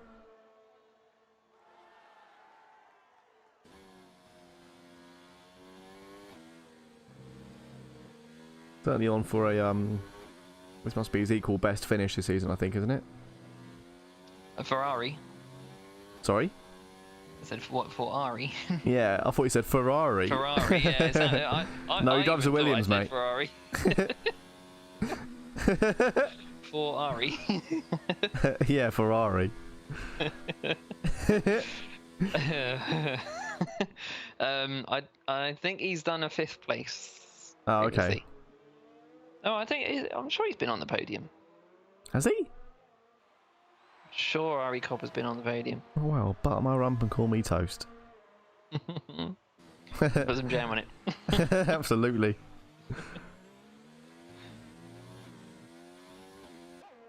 Unbelievable. You and your butter.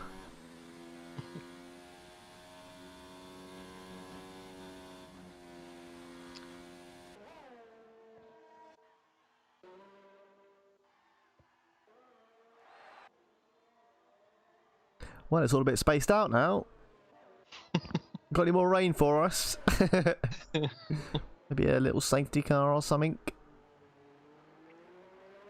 It would be nice if there was... Oh, sorry. So fourth place is more than a minute behind the leader. Yeah, it's a big gap. Mm. What were you going to say? Sorry. I was going to say, it'd be nice if the game... If there'd be a small chance of it, but if there were like extreme weather conditions that you could be faced with, they might have to red flag the race. Or put it on... I don't know how you'd fit it into a game mechanic, but I imagine if like they could have some fog roll in just on a very small chance, but it just gets foggy and you can't really see anything except for the rain light in front. And then you have to wait 3 hours for it to clear. Yeah, you have to sit in the lobby and wait. No, there would just be like a red flag and there would be like a little cutscene and then it would just be later. Yeah. And you would all be started on the grid again, you know? Mm. Just a little something to mix it up. A bit of snow maybe. Some thunderstorms. Like some really bad rain. I think you're having a bit too much thunderstorm. No, enough rain that it's sort of you get like a quite a large puddle at the bottom of Eau Rouge. Indeed. I don't know, just something to, you know, throw a spanner in the works here and there. Mix it up. We have got a couple of little shout outs to do. I'll go on. One being a driver of your very league, then, a Synergy PWR. People's World Racing. And that is Risoluzione. Risoluzione! Mamma mia, welcome to the chat there. And the other one, of course, the big shout out is to the one, the only Bear, who is 1 year old today. Yeah, very happy birthday to Bear. Raggy? So happy birthday indeed to Bear. And indeed, that is all. Anything else going on in the chat? Negative. Yeah, roger that. Who did you say was going to win? Boy Williamson. Did you actually? No. Yeah, I didn't think so. Did you guess somebody or did you not guess it? No, I did. Still a bit. Oh yeah, that's who it was.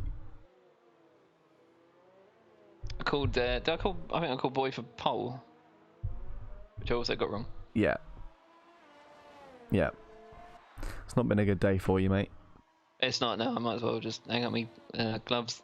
Hang up your microphone. Back to bed.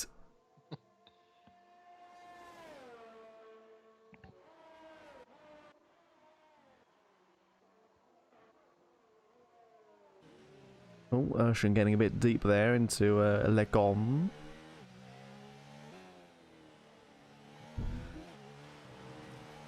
Oh, a bit wide on the exit of turn 7. Oh, he's all over the place. What's he doing? Was he letting somebody through? Oh, letting the back marker through, okay. Wonder what's going on there. Boy Williamson going fast. Going fartest. Going fastest. 1:48.8.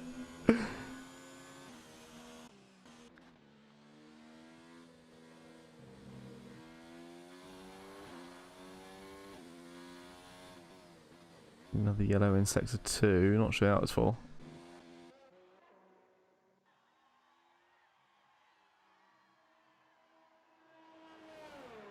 Well, this has been the Belgian Grand Prix. We'll see you next week.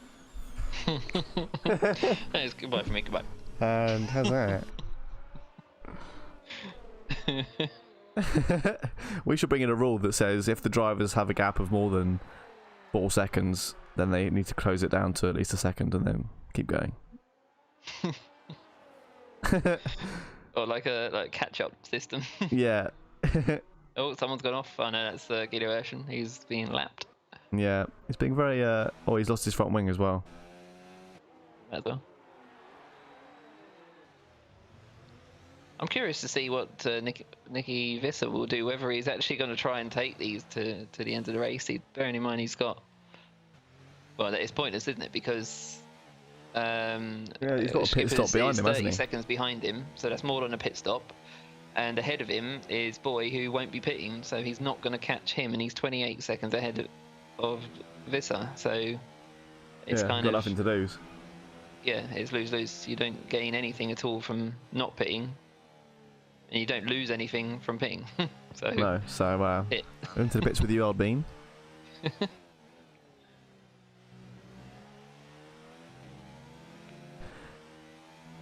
Guido Urshan into the pits. Obviously, for that new front wing. Mm-hmm.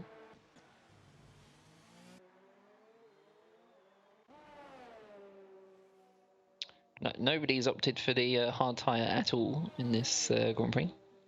What's that, sorry? The hard tyre has not been used whatsoever in this race. We've used everything but it. The inters, the wets. Including the wets, yeah. The softs, the mediums. Visser in the pit now. The monsoon tyres.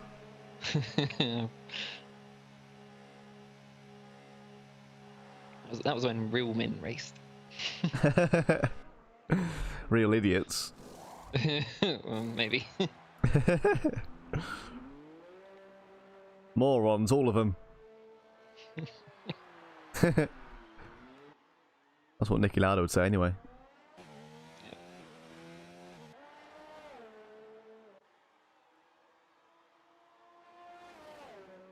48 seconds then to the leader. Can he do it? Comment in the chat if you think Nicky Visser can make it to P1 by the end of this race. Let us know what you think. Also, let us know if you know the last time two teammates had sequential driver numbers before Ricciardo and Norris. Whoever gets it right gets a shout out in Australian. Just to, you know, throw in some incentive.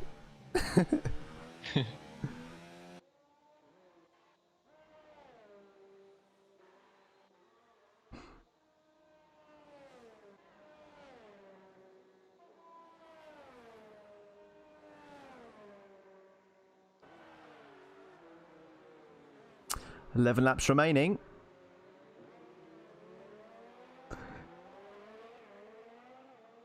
I think this might be the biggest gap in a race between championship rivals. Like the top two of the championship. Yeah. I don't think one has ever beaten another. 47 seconds. Bigger margin. Not in Netherlands anyway. No.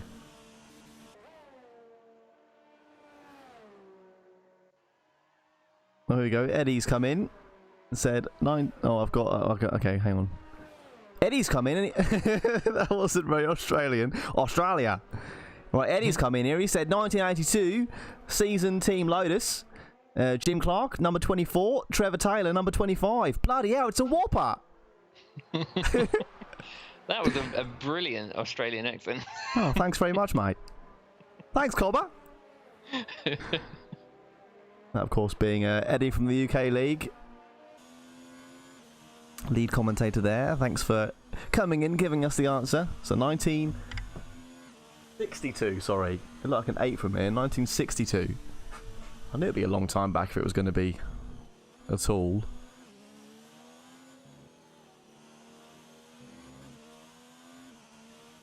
Terry saying he's got more chance to win the lottery than tonight than Visser catching Boy. I don't know. I still think you'd have more chance of Visser catching Boy from Boy crashing out or something than winning the lottery.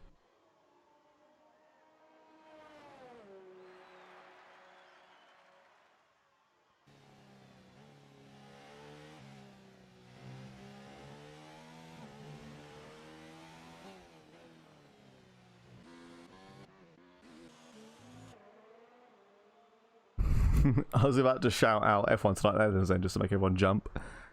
There you are, of course, watching F1 Tonight Netherlands Season 7 Round 13. The Belgium Grand Prix. We are on lap 34 of 44. 10 laps remaining. Who could win it? It's anybody's guess. It's all up in the air at the moment. But Boy Williamson looks good for P1.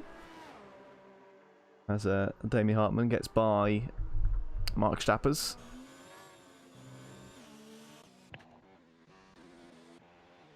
When I don't know if I said before, when I used to commentate with Eddie in the Dutch races, my dad would always watch the streams, and sometimes you know he's a little bit older, so sometimes he dozes off from time to time. But whenever Eddie would shout, "This is F1 Tonight, UK," or Netherlands, or whatever it was, yeah, my dad would just be like, "Whoa, what's happened? what's going on? Oh, Jesus!" I remember when he said he fell asleep racing a car at one point. He did. He did in Synergy. Yeah. Synergy PWI, in his one and only Synergy race. He nodded one and off. only league race, and one and only online race. He dozed off at the Mexican Grand Prix about 28 laps in, I think it was. And fair play, he made it far. He almost made it to the end of the race. And he dozed off. Yep. Oh, bless him. I can never imagine. Like, I mean, maybe it's like credit to him. I mean, if he was still fairly on the pace-ish and he was putting in so little effort that he was about to nod off. Yeah. Imagine if he was fully awake. Well, I bet he'd be Tom Stevens' pace. Oh, it'd be 2 Tom Stevens. Yeah. Dylan Platt, eat your heart out. You should get him in for the UK League.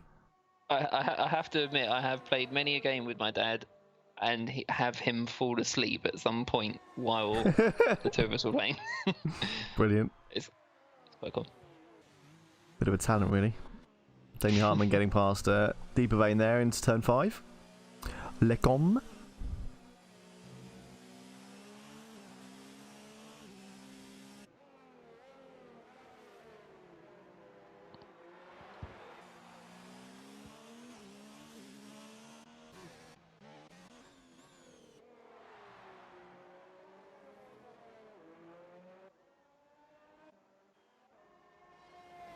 Skipper's still slowly reeling in Vissa, but very slowly. Don't kid yourself, Dan. It's not happening. Come on, just building up the action. Vissa gaining on Boy. It's neck and neck. So it could be on for the win from the back of the grid. Yeah, you're open, so. And you got another 1 minute and 23 seconds to try and gain. Who's he got behind him? Is that it's John Donkel? He's just lapped. To be honest, we could have a safety car lap 39, and then it will be all to play for. Yeah, it's still there is plenty of chance for something to go a bit airy. I was gonna say like airy. Is that a word? Yeah. Yeah, when things go a bit out of shape. Is it air? I don't even know. Airy, a-wiry. Awry. Awry. Yeah, the airy, that works. A wry cop.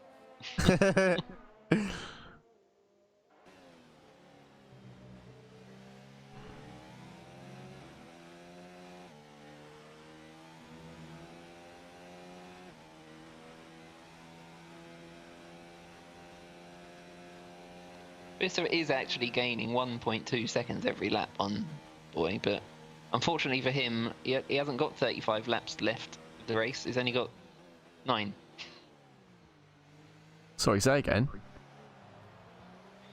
Nicky Vissa is gaining 1.2 per lap, but unfortunately, there's not enough laps enough laps for him to actually get in front of him. To get that gap down. And not only that, the soft tyres won't last that many laps. No.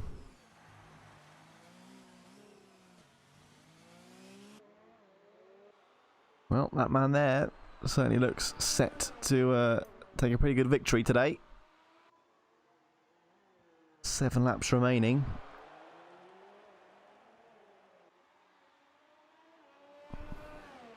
And what a good job he's done, really. Stayed out longer than the rest of the guys. Waited for the right time to pit for dries, and that's how he took the lead, and he hasn't looked back since. Job's a good un, as they say.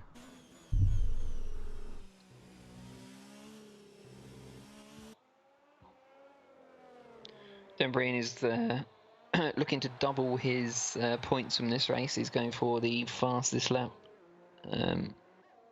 On this lap, it looks like purple in the middle sector, second fastest in the first sector, and he's completely out of VRS, so this is it. Yes. There we go. That's a proper lap time. None of this 1:58 nonsense, or whatever it was.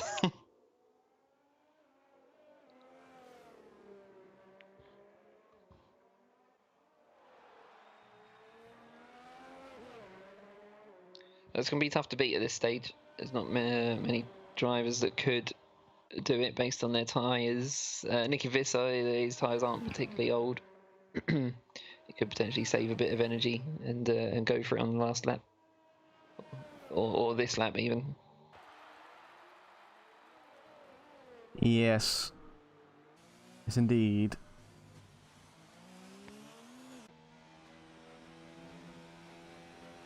Yeah, Nicky's still really closing him down, isn't he? Skipper's though falling back. Now.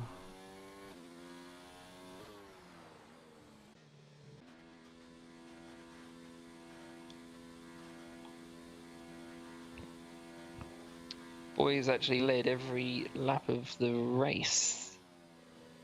I believe the only thing stopping him getting that Grand Slam, which is awarded to a driver who starts from pole, leads every lap, wins the race, and takes fastest lap, is that latter part of it, which Basden Brayton has. Yeah, he was saying he didn't start on pole. Mm. Would have been good for that, wouldn't he? There is another one, isn't there? There's a hat trick, isn't it? Which is pole, fastest lap, and the win. Yeah.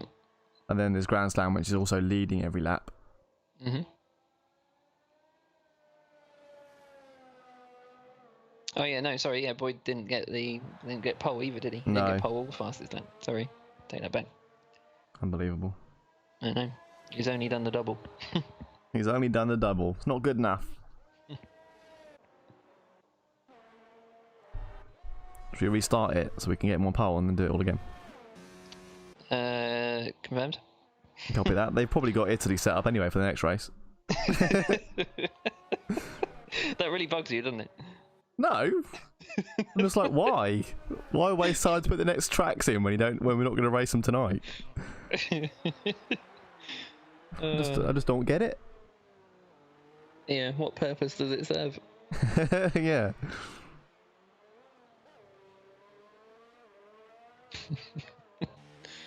That's so Really they're grinds just my reminded gears. of what the next race is. Maybe, yeah, maybe it's all in there for everything's got a purpose.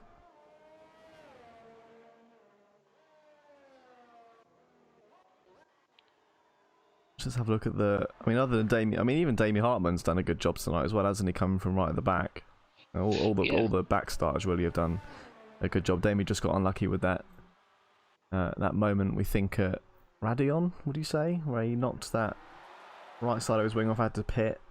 Yeah. Yeah, I think so. But Sildervit and Aston Eagle has really have excelled, haven't they? Really, to get in the top 5 from dead last.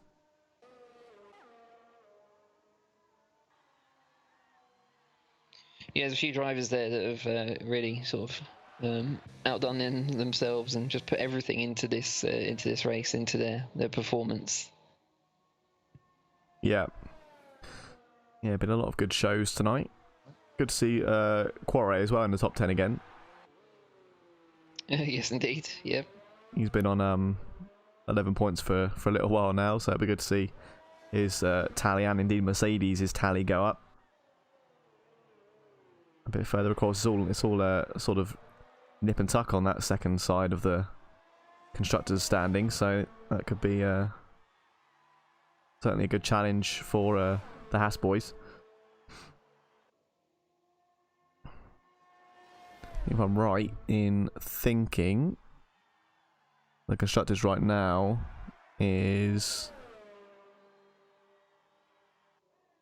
Haas on 15, Mercedes on 14. So there's only a point in it, so this will put Mercedes back up above Haas.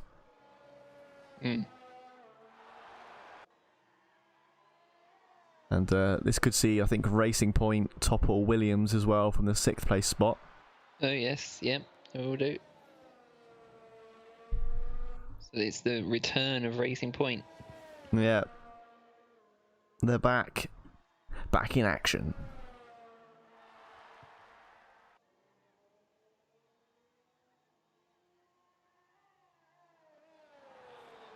What's that when you can? Copy that. Oh, Nicky Visser, fastest lap, 46.547. It says on the screen. I've got a 5:48 on my telemetry. But that's going to really disappoint them Brayton.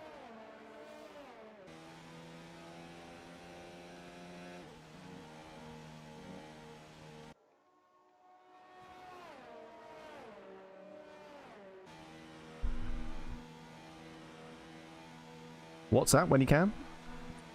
Copy. Copy.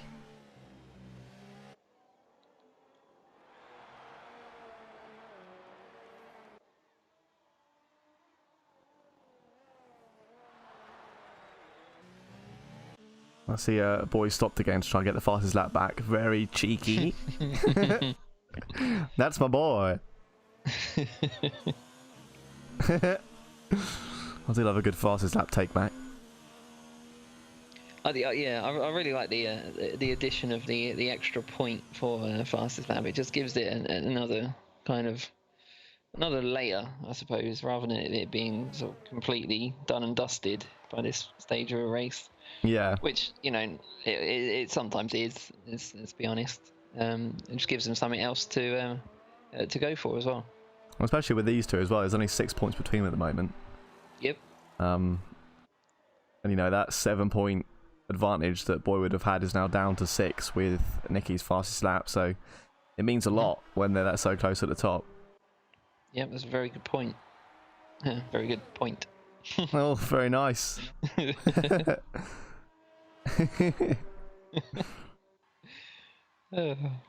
goodbye for me. Goodbye. And that's it from me. Goodbye. Good day.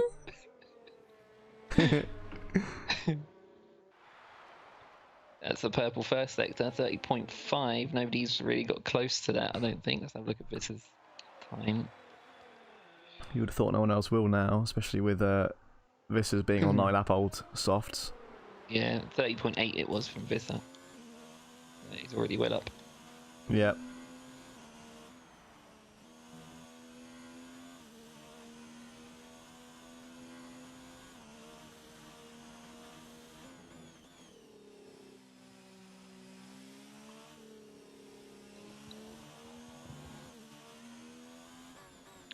Obviously looking to be in the middle.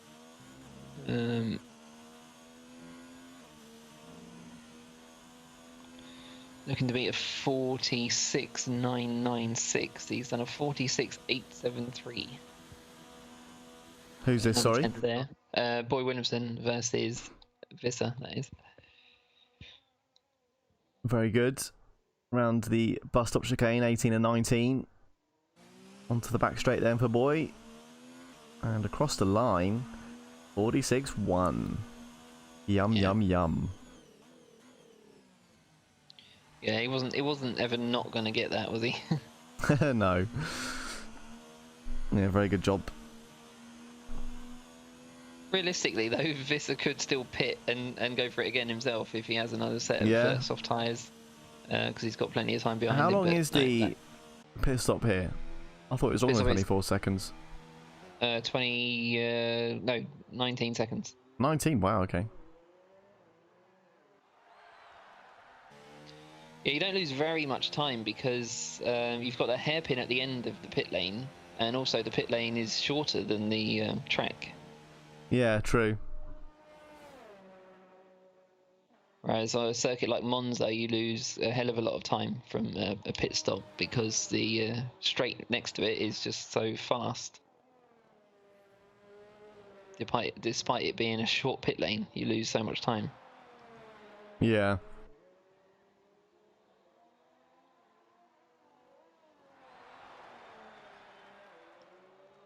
Also, the entry is horrible. What, for Monza? Yeah. Or for this? No, for Monza. And this. Straight in, isn't it? Yeah, that's the thing. It's like Bahrain. I like a bit of a funnel. When it's just straight in off the track, and I'm like, oh, I'm coming so quick. And then because I'm worried about how fast I'm going, I brake sooner than I need to. Yeah. Rather than like here, although it's like an annoying windy pit entry, at least it's walls, and you slow down anyway, so you've only got to slow down a bit more once you get to the pit entrance. Yeah.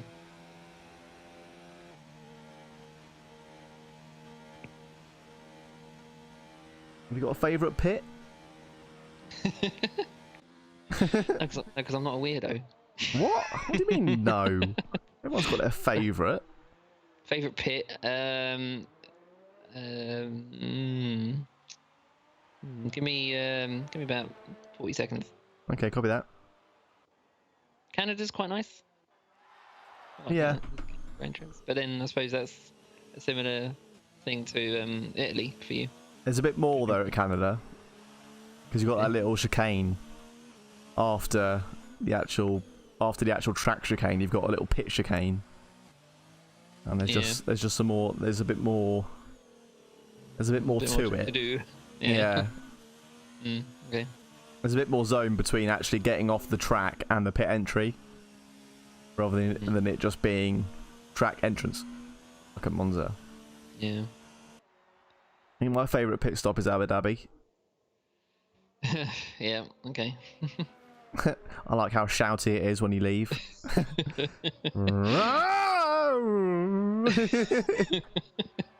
So loud. Giving you a little taste of what Formula One cars used to sound like. Yeah. Remember this? Yeah. and it's underground. It's just cool. Boy Williamson about to start his Final final lap. Just watching him come around the last stop chicane. Oh, nice wide line there. I think he's going for one more fastest lap. Yeah, he is. Yeah. That's definitely. why. Nice wide line to get a fast run down here. We'll stick on board with him as he goes round his final lap.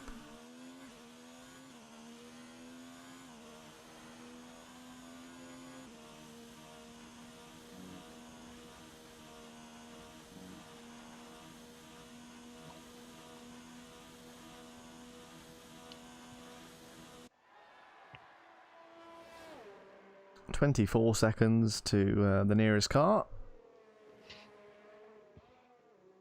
There's a new purple in the first sector, 30.467. It's a 10th faster than previous. He's going for it. This is a full-on quali lap. Yeah. I do like doing these in a race. Just gives you more purpose than just driving round when you're actually trying to set a certain time.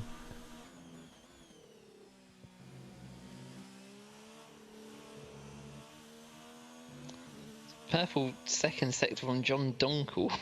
Oh, nice. Who's in P12. Go on, John. That's interesting. Oh, and just been beaten by Boy by 2/10. Alright.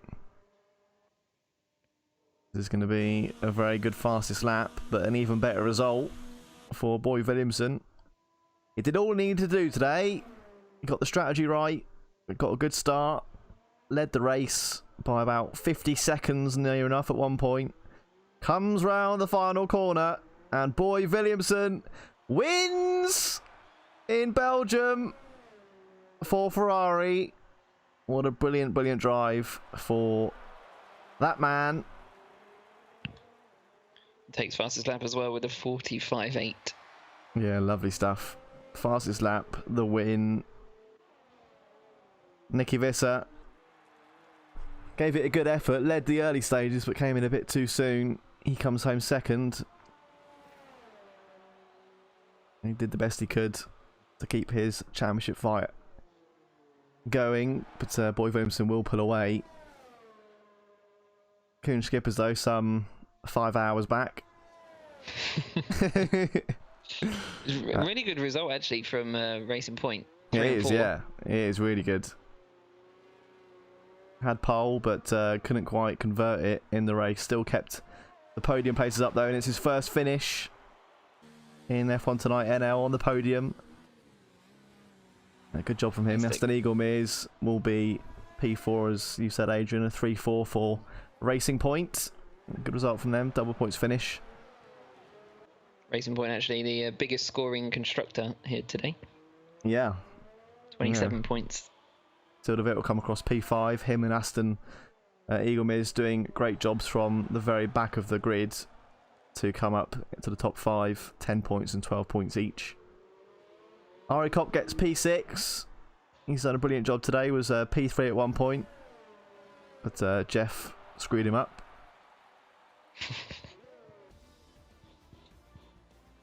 And the rest. Good night, love you. It's goodbye for me, come on.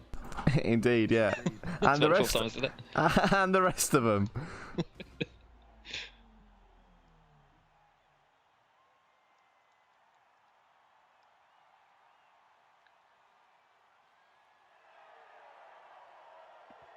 But now the champagne!